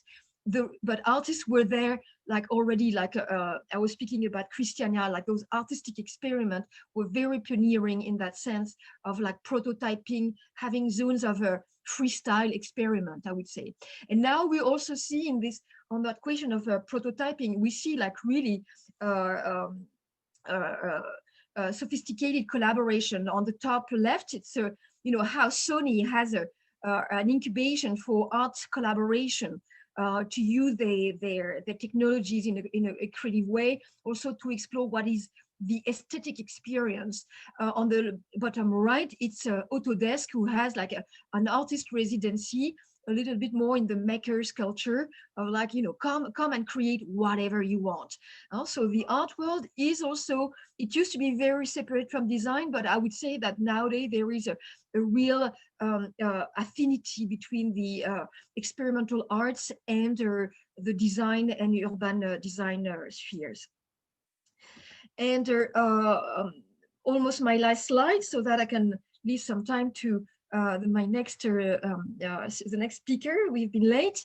What I would like to say is, in fact, the art world is kind of this, it's a giant laboratory of investigation, formally, conceptually, in terms of experience of any question of the society.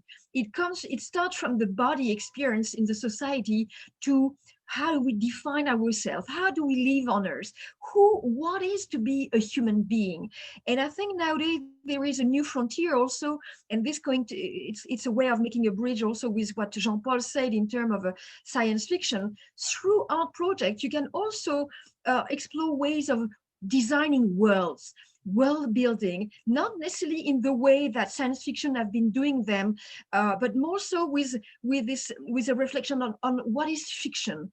You know, what does it mean to tell stories? Is it real stories or fake stories? And I'm showing example here of, for instance, the 9th Futurological Congress. It's a Mexican artist based in Berlin, but also very engaged in New York, who's using the book of Stanislas Lem, the Polish science fiction writer, who had a book called the Futurological Congress, and she's reinventing that Congress to develop a collaborative platform to address post-human futures. So in the art world, you have like new frontiers of art-based research projects that can be interesting alternative to rethink the human condition on Earth, with a very humble position, because art is always in a very kind of like down to earth. It's never an authority. It's always very subjective point of view. And so I'm going to conclude on that issue with, on the bottom right,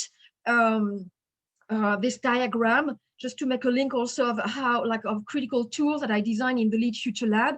This is a kind of like blurry conceptual map that that is part of the R&D of the LIID Future Lab, of how can we co-design future cosmologies as a way of like, how can we collectively project ourselves in the future, redesigning perspective of the role and the situation of the human on this planet, eventually adding, including having a connection to non-humans. And also, so this is like the kind of conceptual tool that I show as an artwork, but I also use as a cognitive template to co-design futures at different scales. So I'm going to stop here, and I'll be very happy to answer questions. On this slide, you had the recent the publication that are connected to that ongoing R&D that we have at LIID, and otherwise I can give you more information on each of the projects that I expressed. I'm going to stop here. Thank you very much. Thank you, Raphael. Thank you for the nice presentation. And this your last slide actually connects us very well to our next speaker. Probably it looks like an image produced through some kind of a data analytics, I would say. Yeah, that's so, what. And then data has its own art also. It will also create its patterns and its visualizations. Then we'll see a lot of interesting outputs and interpretations from there. Yes, yeah. Thank you. Thank you. So now I'm moving to our next speaker, Professor Masaru Yarime. And he is bringing data science and algorithmics into the mix of this blended future. Okay, thank you very much, Ozcan, for your kind introduction. My name is Masaru Yarime at the Hong Kong University of Science and Technology. I also have affiliation with the University of London and also University of Tokyo. The time is quite limited, so probably I should move quite fast. And basically, what I'd like to make an argument here today is because of the topic is foresight studies, and then what to be the implications of other areas and findings in other fields. So here, as far as I understand, that foresight studies has been traditionally dealing with technology as objects, and then try to predict the future technological development. So they invited the experts and then got all the opinions, and then somehow tried to get the consensus about when particular technology will be materialized or realized. And then I think we had a kind of a sociological term in the sense that society comes in, so that all this participation, stakeholders, and engagement in creating, let's say, a sustainable future. So I think today all the speakers emphasized the stakeholders' engagement and the will and intention to change and then create a desirable future. And then also now we have this algorithmic systems, machines, AIs. So they are really emerging. And then I'd argue that they are, or they should be understood as agents. So that now we really need to understand the human-machine interactions for the future. So then I would argue that the challenge to foresight studies in the coming years is really how we can really appreciate human-machine interactions for the future. So now technology is coming back, not as objects, but as a kind of subject or agent. So that is, I think, what I would argue today. So basically, the foresight studies dealing with many methodologies, they are all well established, like Delphi method, backcasting, horizon scanning. So I think we have a lot of expertise already accumulated in this area. So this is just an example of a recent report made by VTT in Finland and also NICEP in Japan, that they are well-established organizations with regard to foresight studies, and then try to make a kind of foresight exercise for circular economy and society. So then that as you see that they ask when there's a kind of realization of technologies for scientific breakthrough, and then try to also discuss when, societally speaking, these technologies will be realized. And then we come up with this kind of figure showing when and which technology will be realized. And then there are some differences between different countries, reflecting different expectations and also socio-technical conditions. So the Delphi method has been used to make a consensus among experts. And then now we are really emphasizing, as other speakers today, that we really need to show our willingness to create futures that to be desirable. So we really need to have a kind of vision, road mapping, and then forward-looking activities. So that's why I think today in the Future Literacy Summit, which really emphasizes the anticipation. So we really need to somehow make people aware of all these assumptions about the future, and then try to challenge these assumptions, and then try to create something desirable by ourselves. So we really need to make all these assumptions and then ability to anticipate from unconscious to conscious state. So that's why I think all today the speakers talk about all the activities from bottom up, so that we can really create a desirable future. And then we come to the emergence of big data and data-driven innovation. So we see all these smart cities, IoT, AI, autonomous vehicles. So the challenge is that how we can really deal with this big data challenge.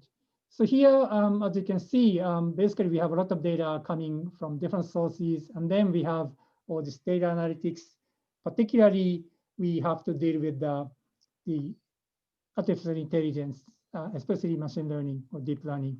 So that is the kind of the challenge in the sense that they are really coming back to as an agency, not as object. So here, AI is rapidly developing its performance. So now, at least in the area of image recognition, the performance is much better than humans, basically speaking. So one thing which we need to understand is that AI really evolved based on the experience in the real world. So by using them, that they really can improve their performance. So we really need to understand this training and adaptation so that how we can really make sense of the challenge of AI based on these two capacities on the side of humans. So we see all this new data-driven innovation appearing in different parts of cities, society, as a cyber physical systems.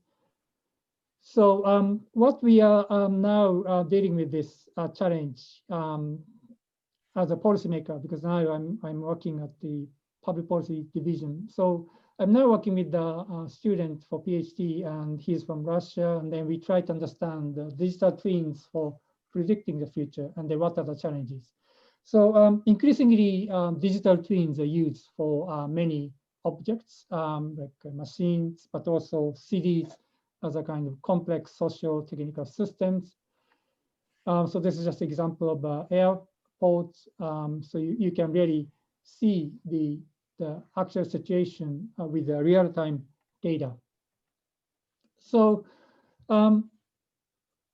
we are trying to use this kind of digital twins to decision-making, and particularly for policymakers to really understand what's going on the ground by putting all the sensors, cameras, IoTs.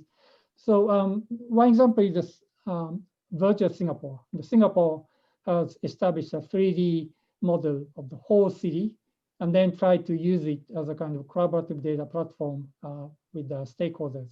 So you can test all these different the policies and different planning, and then so we can simulate what will be the consequences. So this is just an image from the virtual Singapore. And then the value of this system of digital twins as policy tools has become clear in this COVID-19, because many governments try to use mathematical projections and simulations to guide their decision making. So they can use what if kind of scenarios, and then they can use these twins for simulating the consequences of potential intervention. So and then now we see where more traditional way of using these twins to use existing data, so that how we can expect the change in societal behavior of the people by using these algorithms, and then we get some quantitative the results. But also now we really need to see algorithmic systems as a kind of actors interacting with humans. So this is a kind of a new version of the science of artificial by Herbert Simon, in the sense that we really need to understand the behavior of machines and then their interactions with humans. So now we really need to think about human behavior and then machine behavior, intelligent machine behavior, and then how they interact with each other. And then we can somehow see the futures or the evolution of futures. So that will be, I think, a big challenge. So as you can see, there are a lot of algorithmic systems emerging in different areas, like the election system, justice system, and also autonomous vehicles, and then the markets, because all the AIs are now participants in market transactions. So in a way, I think this will be really the final point I just make. So the Foresight study is very neat to incorporate human-machine interactions. So in the sense that we need to understand why machine came up with a particular prediction.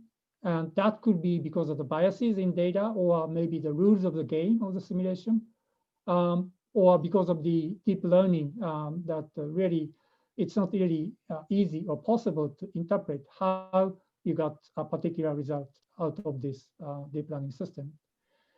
And then how the patterns of human decision making will be influenced by all these algorithmic systems, in the sense that because the policymakers or decision makers in companies or decision makers in society would get some advice with regard to what should be the future. And then we also understand actually how decision makings can be made in a particular context of socio-economic systems. So we really need to understand all this machine behavior, human behavior, and also planning by humans, and also situated actions in actual context and conditions. So in the end, the foresight studies need to deal with this hybrid human machine behavior. Now the machines are coming back as agents, so that how we can really incorporate machine behavior and human machine interactions in looking at the futures, and then creating a future would be, I think, one of the biggest challenges in the coming years for foresight studies. So thank you very much.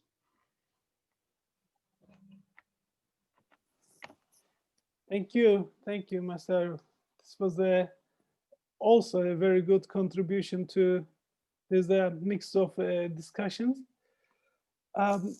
So I guess we are finished now with our speakers. Now it is the task, the challenge. At the same time, it's a good challenge actually, how to integrate all this together. So thank you, first of all, for all the presentations, which I truly enjoyed. I'll just begin with a kind of very quick run through the presentations we heard, and then we'll probably ask and address some points our presenters made, and then we can have an open kind of conversation with our participants. So first of all, we have made a great introduction with a presentation by Maggie. So that was a really interesting one. And then what I was understanding from Maggie's presentation was that she considers the future as a kind of an uncertain, and it is unshaped, it is unknowable, it is measurable, it's blurry. So that means actually, from my point of understanding, the future gives us a lot of opportunities to design it. So it is very good that we don't know the future. So I'm very glad about that. And so all the points you made are actually for good in terms of giving us an opportunity to design a kind of a better world. So I could see that you are also referring to our limitations as humans. So you reminded me the talks I had with my PhD supervisor, and he was always referring to the humans' weaknesses. That if we are aware of our weaknesses, of course, then this gives us a lot of opportunity to see what we can do with them and how we can improve them, right? James Joyce, a very famous Irish poet, and he talked about these limitations of human, and three of them he summarized: bounded rationality, so in terms of like our understanding of the situations, limited information processing capability, and opportunism. So we probably see all of this in our daily lives, and this is why probably we end up with all sorts of big congestions that you were showing in your presentation. So how do we manage to do that actually, even in the cities, for example, that we are creating right from scratch, and we end up seeing some congested roads? So that is probably a good question that as humans we need to ask ourselves. So I really also like the kind of the point you made about the beautiful car, a new design. But what if you put this car in the traffic? So that means actually it doesn't make any difference. So it becomes one of the crowd. That is because we didn't think about the third dimension. So we always constrained ourselves with a two-dimensional world. And bringing this additional dimension, of course, will give us a lot more opportunities in terms of how we can use our design thinking in this processes. So I really find it very insightful. And then we move to, so you will comment on this point. And then we move to Dan. Dan made some very good points also. He was talking about actually important elements of like in terms of experiencing the future. So this is one of the limitations, for example, as foresight researchers and practitioners we have. So we don't have that kind of ability at the moment when you use foresight for policy making, for example. We don't have much possibility of letting people in, you know, to experience those futures. And you showed excellent examples of how to visualize, model, and prototype those futures, so people can really actually go into the future, experiment it, and then come back. Is that the future I really want? And that question can only be answered if you really feel it. And your actually presentation gave us that we can use multiple senses to see and to feel kind of that future space, which is not there yet, but at least we can have a very good glimpse of it. So that was really helpful. And you also talked about the traffic problems. When it comes to traffic problems, I always ask this question: why people usually ask this question, how to solve the problem of congestion in traffic? But we usually fail to go to the root causes of that congestion. So why do people travel? Probably is the right question to ask. So what makes them to travel? And we are continuously trying to make the traffic systems more efficient, you know, and then road systems, transport infrastructures, and so on. But do we really ask ourselves why people have to move from point A to B at certain times of the day and all at the same time, and then create this sort of big congestion? And how we can redesign and reshape our lives to make sure that we can distribute probably some of this, you know, crowd across the day. Pandemic gave us some opportunity, but what was very interesting actually, from my window, I can see a bridge in Moscow going across the Moscow River. I was expecting that when we were locked down, there could be less traffic on the road, but that wasn't the case. I mean, the road was really congested, and it was even more. The reason was that people started using their individual cars. So Moscow has a very well developed metro underground system. And of course, it is used very heavily during the day by millions of people. But once this system doesn't operate, then you see that people started driving their personal cars and individual transport systems, and the congestion got eventually much worse. So this was an interesting observation. We could actually show that before that actually happened.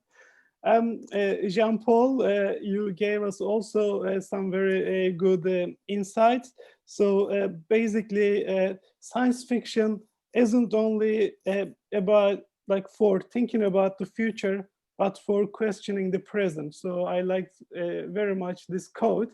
So it gives some opportunity to show people what kind of consequences their actions may create. So that was a very good way of connecting the future with the present, because the future is the consequence of present, and roots and foundations of the future basically lie in the present. So this was a very good opportunity to show people that their actions from today will shape the future. And if they want to change something in the future, they need to change their course of action. So this was the kind of main lesson for me from your presentation. And Raphae talked about arts and foresight. Art is, of course, a part of our life. And we see that it is not fundamentally like independent from the current economy, technology, politics, and moods of people.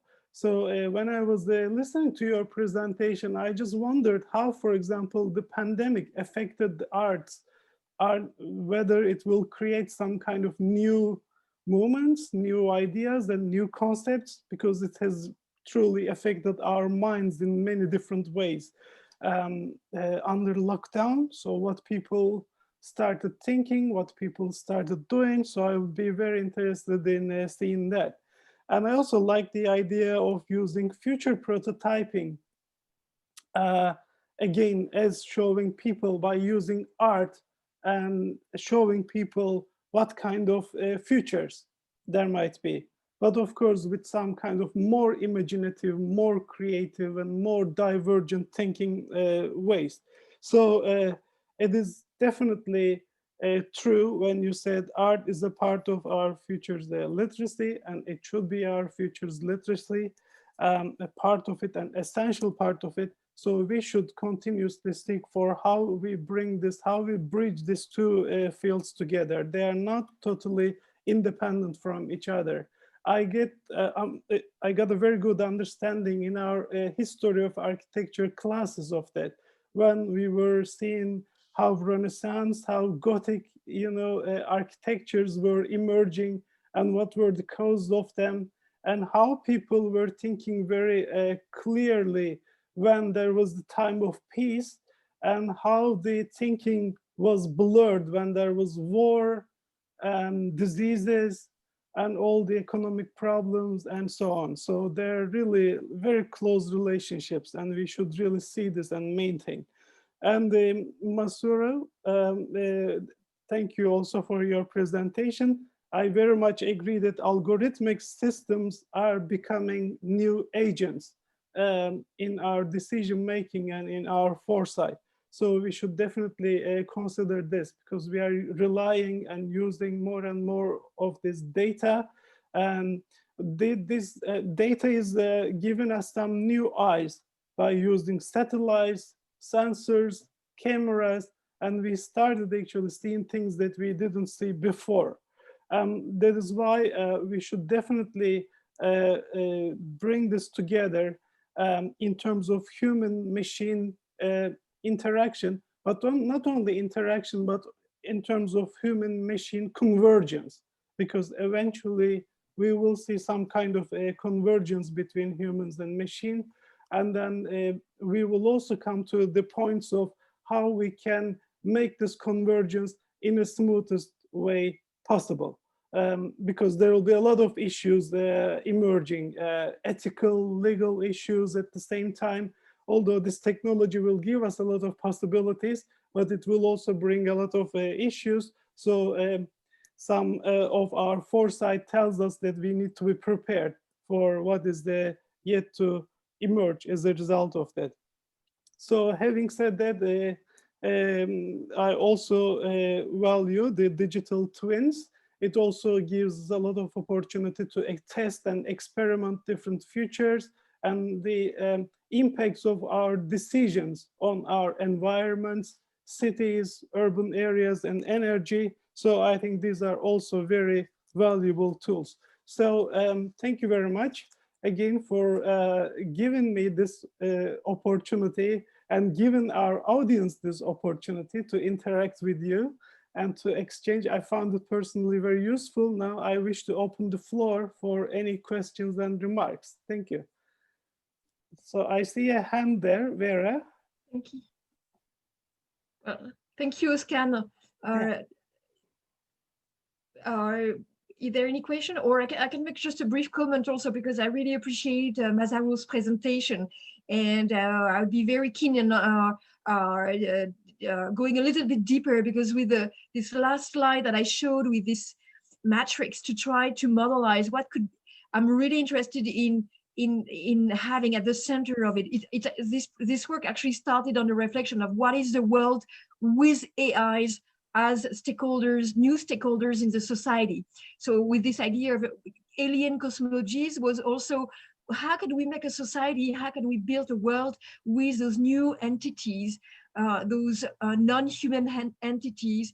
And also using that term of alien, it was in regards to AIs, but also I consider that human beings themselves are a little bit alien to themselves, because with the latest research on neuroscience, on consciousness, on body functioning, on genetics, we realize that all our core understanding of what it is to be a human are actually not so clear anymore. So we need to readdress as much what are those new agents and those new bodies, and also what is it to be a human on a planet where we realize that in the last 200 years, we've been damaging incredibly the planet. So how can we rebuild kind of like mental frames? And so I call them cosmologies, future cosmologies, because I think it's a term that is kind of a little, it's not a philosophy, it's a worldview, and you can keep a little bit of an artistic dimension so that it doesn't become so much of a political, ideological frame. Keep it a little bit open and blurry so that it's it remains humble and appropriable by everyone. And I'd be very, I think there is some matrix to design to address what is this world with AIs. Like I'd be really keen on engaging in a conversation with you on that point. And I'm sure Jean-Paul, Maggie, and Dan could be also interesting minds on that table. This conversation should definitely continue. Yes, I agree. Yes, we have a Johan. Yes, yeah, directly to Raphael's comment, because for me, again, her talk was amazing. The first time I meet future researchers who imply a little bit of history. And I would like to add I'm a chemist by training and did a PhD in early modern times medicine. And I was lucky to meet a guy who sent me back into Baroque times to meet cosmologists from this time, Athanasius Kircher, a Jesuit, and Robert Flood, a British, let's call him after Cousanian philosopher. And yeah, I think it's really interesting to look to some specific historian examples who did already cosmology and relate them to this other presentations. Amazing what's already happening. These examples which you showed from science fiction literature, I think these resources are already amazing, and let's try to combine the right examples. Thank you. Thank you. And Dan said that he is leaving in a few minutes. So Dan, would you like to say something before you leave us? Thank you. Yeah, I do have to dash, but thank you for inviting me. One thing that occurs to me, just I'll leave you with this thought and run, but is the rebalancing around non-human forms of life, sort of human life and non-human life being rebalanced in the context of biodiversity seems to be such a strong emerging theme. And I like aligning that personally with Raphael's comments about artificial intelligences or different types of intelligences, and understanding that maybe the relationship between animal or non-human life intelligences, if I can use that word, and artificial intelligences created by humans and humans themselves, and the way that we play that out together. It's why in the brief story I showed, the opening paragraph, you wouldn't have seen it because I moved so quickly, but it was a city street with a fox and a cleaning robot and a human and some plants all in the same space. And understanding how these various types of life work interrelate to each other would be incredibly interesting, I think, for us to speculate about. But anyway, I must dash, but thank you so much for inviting me, and really nice to meet you all. And thank you. Have a nice weekend. Thank you. Hope to see you soon again. Okay, bye-bye.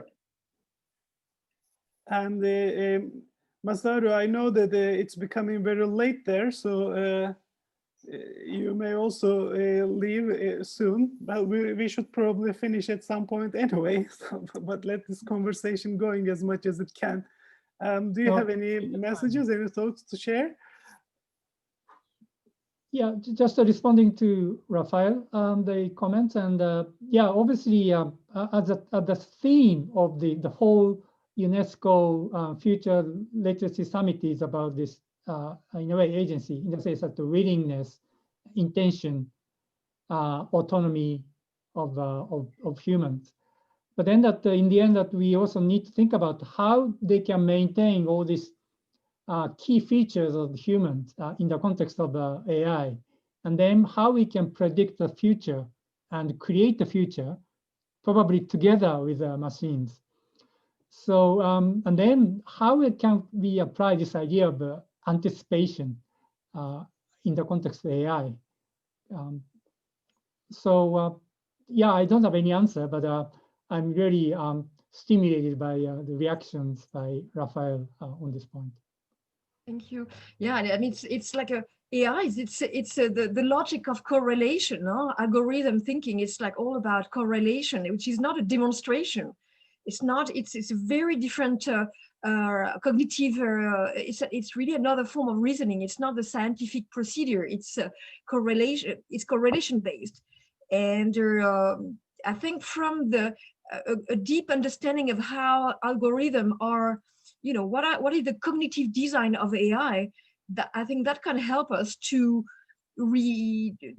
at least to question the classic human mindsets, whether the Western or the Eastern mindsets, because there is already around the planet a very very diverse mindset.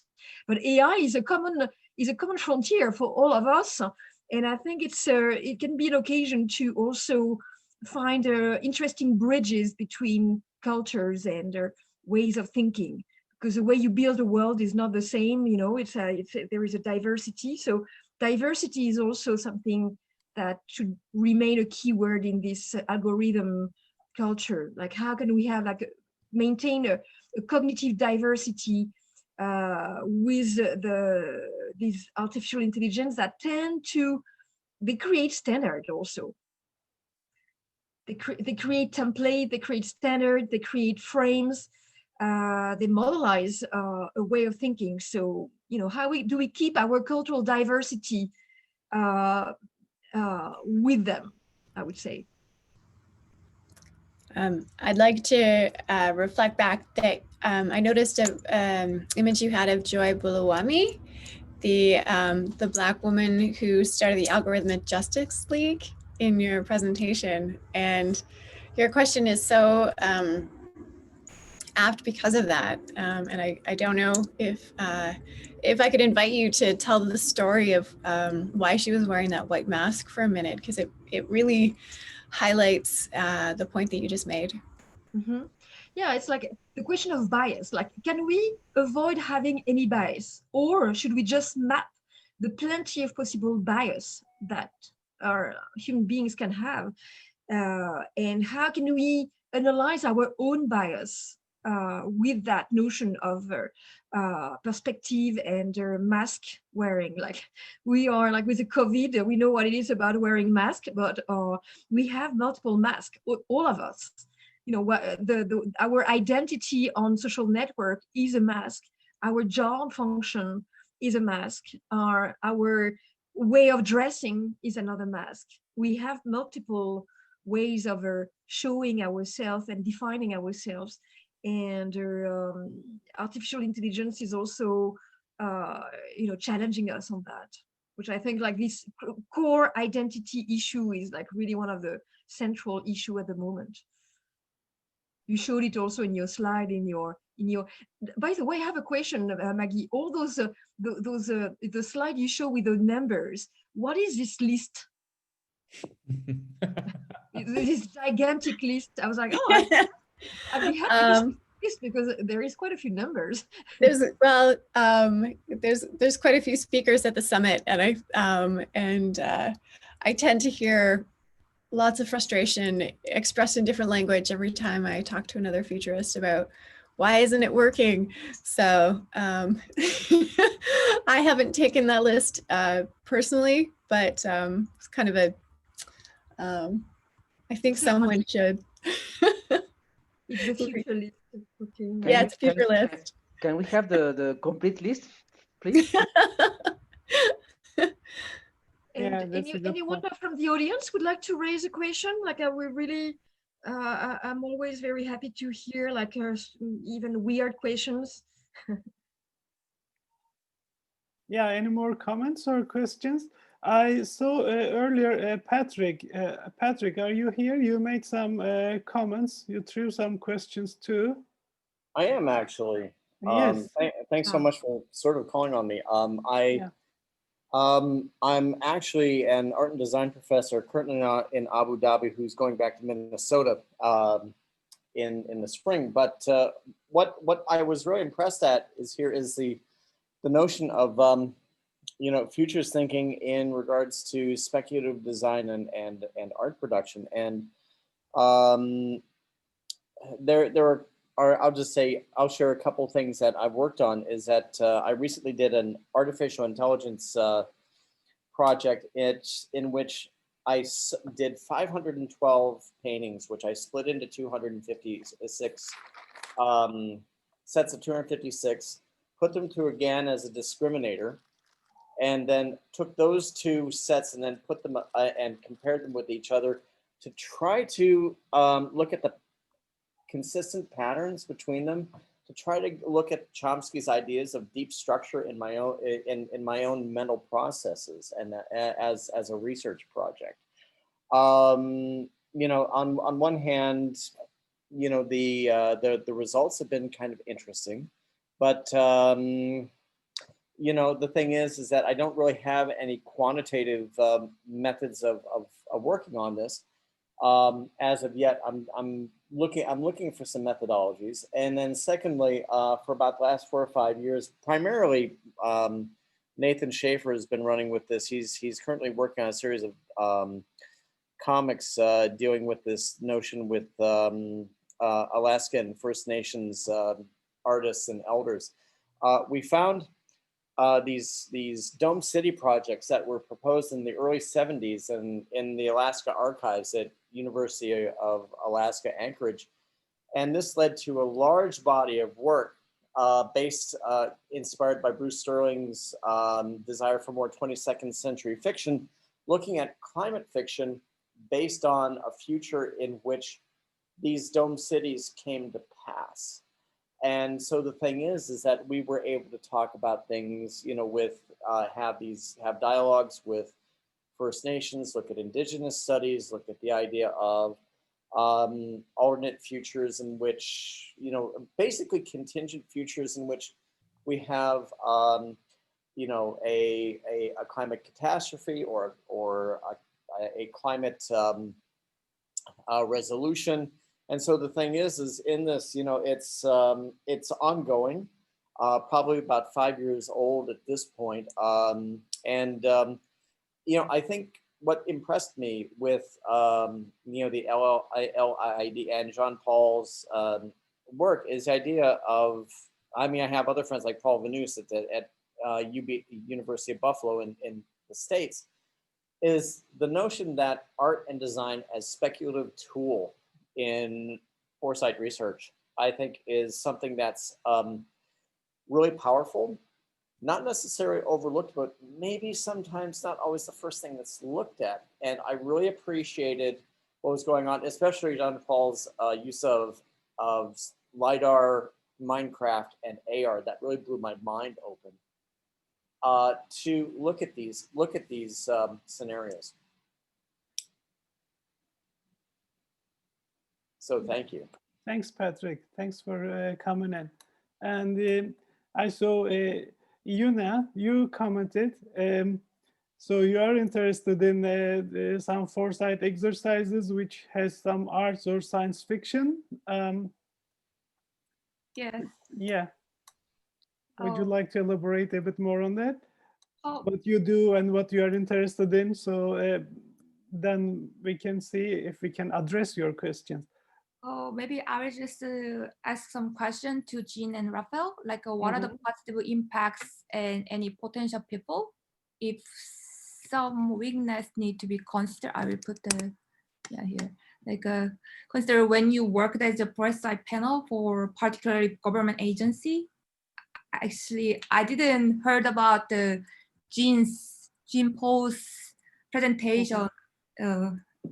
And have you have any experience that you feel you can put your best foot forward in Foresight project? Actually, I didn't prepare well for the question. So. No, that's very good. Thank you. It's an important question, of course. Raphael, you want to? Well, I mean, I've done quite a few projects on the future of cities, and that's one of my main specialty. There is plenty of ways to address the future at an urban scale. If you talk to politicians, if you are the people you work for, if you do the foresight at a policy making level, it's important to have two facets. One is to make sure that the colleagues that are on board in the administration are learn from the process, are fully engaged. It's not that they, it's not that they ask some kind of foresight report on the side and then it's on the table and then we see what we do with it. It's important that they are engaged in the foresight research, so that it's, because otherwise, the foresight project will remain in a corner and it will not have any impact. Okay, so first thing, make sure the people you work with are committed. They are in whatever the amount of time they can give to it, but they need to be engaged. Secondly, if you want to do project with art, you have to be careful about how you involve the art communities in the project. There is a right moment, there is different scales and different moment where it's relevant to have artistic contribution. At another moment, it might be, if you want to be fostering urban innovation, you might prefer to work with designers and architects to support innovation and have like societal mobilization. If you want to have like more like a broad citizen perspective and be more event oriented and then you can have the input of artists, but then it will be more chaotic, okay? And it's important that the artists are not used as an instrument, because artists, you're going to invite them, but they're going to do whatever they want. Like art is not something that can be mastered and controlled. So you have to know how to work with that kind of like a little bit of a messy community with also political vision. So it's important to bring that community at the right moment. And sometimes it's easier to bring them, in a workshop with politicians at the very beginning of the project, just so that you open the mind of the politician before you start to even do anything. And then and maybe have them again at the end of the project. But each time it's a different story. I mean, I'd be happy to speak with you like about methodologies. I'm very keen on promoting also creative process to support urban resilience. I think urban resilience is like really the approach nowadays to have like a sustainable and inclusive development of cities. That is also appropriate to support an economic development, because also with the COVID crisis, we see that cities are suffering, the economy is really damaged. And so the resilience model is also a good template to address the future of cities. I mean, I could make another half an hour conference on the future of cities, like methods, and also going back on the history of cities, why, at some point, because all the cities we live in are the result, also they have been shaped by the industrial era. They're really the modernist era in the last 200 years, 100 years, they have been shaped by automobiles, like factories, offices, and now we are like they are going under another round of a very structural transformation because of the digital transition, of the COVID, of the environmental transition. So we are shifting to a new era.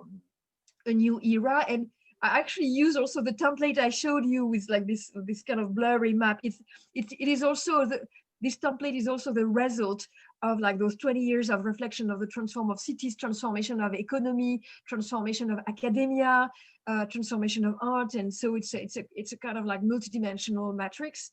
And I like to use that kind of like tools to help people design their futures. Yeah. But please, I mean, you can go on my website, LIID, and reach out to me with pleasure. Yeah. This I will look into that. conversation Thank you. should, yeah, definitely continue. Actually, I am involved in many national foresight exercises, and there's one which is ongoing. I guess you were in our previous session. Yes, Una, I saw you, I think, among the participants, about South Africa and science, technology, innovation foresight for South Africa, which as an exercise, we had an opportunity to use big data approaches to a large extent. So we have a new system which is called Intelligent Foresight Analytics, and we try to kind of analyze a large number of data and then create some, of course, beautiful visualizations. So Raphael, I can just show you a lot more of those visualizations and then how they are made use in our foresight exercises, but it shouldn't be only data. As you say, we need to definitely bring this arts, science together. And foresight is, a part of foresight should be chaos, a part of foresight should be mess, but then we should, yes, we should think out of the box, but then we should find a way to put things into box again, a new box, a better box. So convergent thinking is also needed, but it should also start with a divergent thinking, where you have a lot of different ideas coming. They are mixed and they are meeting and creating some synergies, and then some new innovations are emerging. Otherwise, if we are just bringing like-minded people, and if they are talking about continuously the problems we faced, this was most of the boring foresight panels. I mean, I had to attend for many years. Then I saw that this doesn't take us anywhere. Problem-oriented thinking, limited thinking, silo thinking. And so today's talk, we saw that will give us great opportunities. In parallel, we are having, with another architect colleague of mine, having talks on Foresight 3.0, which is about systemic and synergistic thinking in foresight. So I would really love to bring these two communities together. I will also post here my email address. So we will organize another meeting in the near future. So if you could also come and join, our group will make one more progress, kind of a better progress in terms of improving our foresight practice. And So, maybe for finishing yes, everything, to answer to Yuna, I used some speculative design and science fiction last year for a city here in Ecuador, and we sent a document to the mayor of the city, but we are not sure if he's going to make some public policies with that document. But it was interesting, and the university with which I was working, we're going to repeat the experience with other cities in 2021. So we are going to repeat the process. We use the science fiction, I use the speculative design, other tools in order to imagine that kind of cities in 30 years. So the good point is that cities are interested, but here in Latin America is a little complicated because people think a lot about the present and not so much about the future.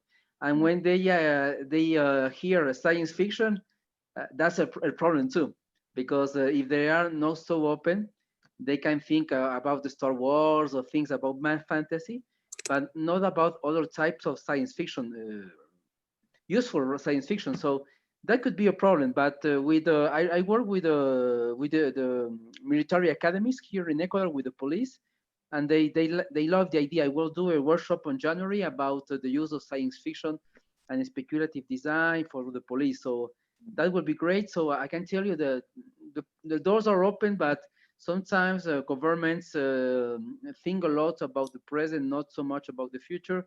And science fiction, speculative design, maybe are a little bizarre for the people who are in the government. But I think they are changing their point of view. That's great.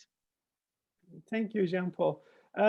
We have also other friends here on the screen, so I also wish them to talk, at least in this last few minutes.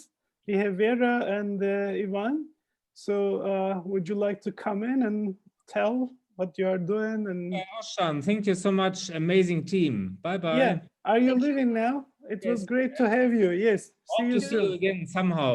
We will definitely reconnect. I've noted. Well, may I have a because you know, when I was designing those template to design future cosmologies, I was also very interested in how science fiction is building worlds, and I think like through science fiction there is this notion of world building, which I find interesting. But the problem is that it's always kind of like it always feels like a closed world. And I was like, how can we keep that notion of world building, but keeping it open with like no borders? Because the world we live in is a world without any edge. Like, you know, there is no limits. There is a limit of resources, but the space itself is gigantic. And inside our head, we have a giant universe, although it's in just like one box. But I thought there is something about science fiction and world building versus this notion of cosmology, which I chose as an alternative to world building. Like cosmology seems to be like a knowledge to build a world. Cosmoscience, world building. But I think there is something about what could be a science fiction that is not based on a closed world. And I think your expose was very much kind of like pointing that also of like. Can I jump in just for a second? Yeah. Is that this shared universe project that we're doing in Alaska and worldwide is the notion that you know, we're using the parallel universes paradigm as a way to look at all these future scenarios from the utopian to the dystopian and that sort of thing through the use of basically a Deus Ex Machina that connects, you know, an infinite number of parallel universes as a propositional space. And do you think that this might be something that, you know, could be something that could be used as, you know, as a form of speculative design, speculative fiction space that could kind of solve some of these issues? Well, I'm sure it's a case to share, because, you know, people are smarter when they look at different things, like, so the diversity. And so if you have developed an original work with a community and which is converging toward designing world, offering possible futures, you just first want to share it. You know, you might put it on share it with peers, bring it to urban research, bring it to communities like ours, just so that also you will know what to do with it, and at least you will create also like a window of inspiration to people to react to it. And just very briefly, I took notice of what you said, and I'll be very happy to look closer of what you did. Sure. The one thing that I think is very interesting is that one outcome has turned out to be a kind of a community building through a series of it may seem rather simple, but comic book projects which are creating a community dialogue, you know, between, you know, Anglo and First Nations, and, you know, sharing wisdom from elders with future generations and that sort of thing, and looking into that in terms of environmentalism as far as a dialogic and possibly didactic tool. You know, our project leader Nathan has really been finding this, you know, a really useful, at least conversational tool at this point. And I think this is a very interesting solution at this point, you know. I have to leave. I have a fecha kucha in just 2 before minutes, so I going, have to prepare. 2 minutes, let's listen to our two other friends. I want to just hear their voice too while they are here with us. So I jump in quickly because I also have to leave. Sure, everybody has to leave. So just say hi. Yeah, it was. Thanks a lot for for organizing this. It was super inspiring to see like people coming from so similar but sometimes perceived as completely different fields together. I have thousands of notes, and I already started kind of sending emails and connections in the back, so I will keep on doing that. So just now you heard my voice, and also feel free to just get in touch. Now you know who's writing you. Thank you. Thank you, Vera. Thanks a lot for organizing. Yeah, nice to meet you. We have Ivan also here. Hi, everyone. Thank you for giving me an opportunity to speak. I was actually going to be the fly on the wall today, but I realized that if I was going to do that, I should have turned off my camera. I come a little bit from outside of the futurist thinking world. I'm still learning about it. But what was very impactful for me today, Jean-Paul, thank you for your work talking about science fiction, is that visual aspect. The tools that we have now, the AR and the VR, it can now make the ideas that you guys are talking about so much easier to understand for someone that isn't normally in your world. And I think that's so important right now with how the digital, all the digital things that we have access to use it properly, to try to convey the message and communicate the message of how important the work that everyone in this room does and how it's going to be impactful for the future. Like that Singapore, that 3D Singapore that Dan was brought, oh my gosh, so impactful. And it allows so many more different people to understand exactly what you're trying to drill down into. And you know, that the project that Dan was doing in the Melbourne Street, you know, the moment you see the transition and the questions that go along with that and the tools that he used to get from A to the final product, it was very impactful for me to see, and I really look forward to what's out there and using things like Minecraft. I never thought of that, but I deal with Minecraft every day. It's a perfect tool. So many generations understand how how great that is, or things like Lego, or just brilliant ways to communicate new ideas now. So thank you for bringing that stuff and bringing it to light. Yeah. Thank you. Yes, Jean-Paul. For saying goodbye, because I have to leave. Yes. So thanks Okay. everyone again. Bye. Salut. Yeah, we have one more session today. If anybody is interested in, as Foresight Journal, we have recently published a special issue on North American foresight. North American foresight culture is one of the kind of oldest foresight cultures we have, of course, institutional foresight starting from the 60s and the 50s and the 60s. So today we are launching our special issue with our guest editor, Jonathan Keloff from Canada. So if you have nothing else to do in this beautiful Friday night, I'm sure you have a lot of other things to do, but feel free to join us. We'll be happy to see you all. It will be at 8 p.m. Paris time. So, and what do we find the link? Yeah, I can just post the link in here. I posted everywhere, actually, on my Facebook, LinkedIn, Twitter, Instagram, but I'll just find it now for you. Just give me a second, so you can. We can find it on your. Yeah, well, for the ones who are probably not connected yet, but we will eventually be connected, I guess. So it is.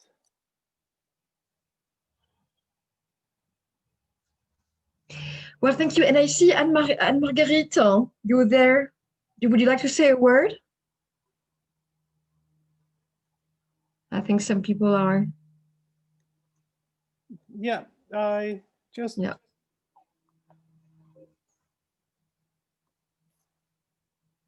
Okay, I just copied this here. So in case anybody wants to join. 8 p.m.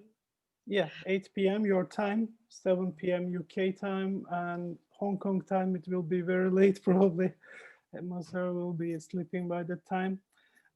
So thanks again, everyone, for the great session.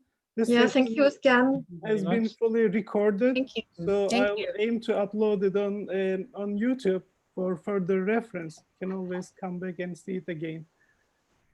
Thank you. Thank you. So lovely to meet you, Ozcan. Raphael, thank you Yeah. for Very sharing good to all of meet your you. Yeah, let's wisdom. stay in touch. Masaru, same thing. I'd be very happy to stay in touch and share thoughts. Patrick, thank you for your information. Ivan, same thing. Yuna and Ozcan. Maybe we can talk next week. We will talk next week. Oh, okay, we do that. Okay, Sure. super. Yes. Enjoy the rest of the Take summit. care. Bye, everyone. Bye. Bye-bye.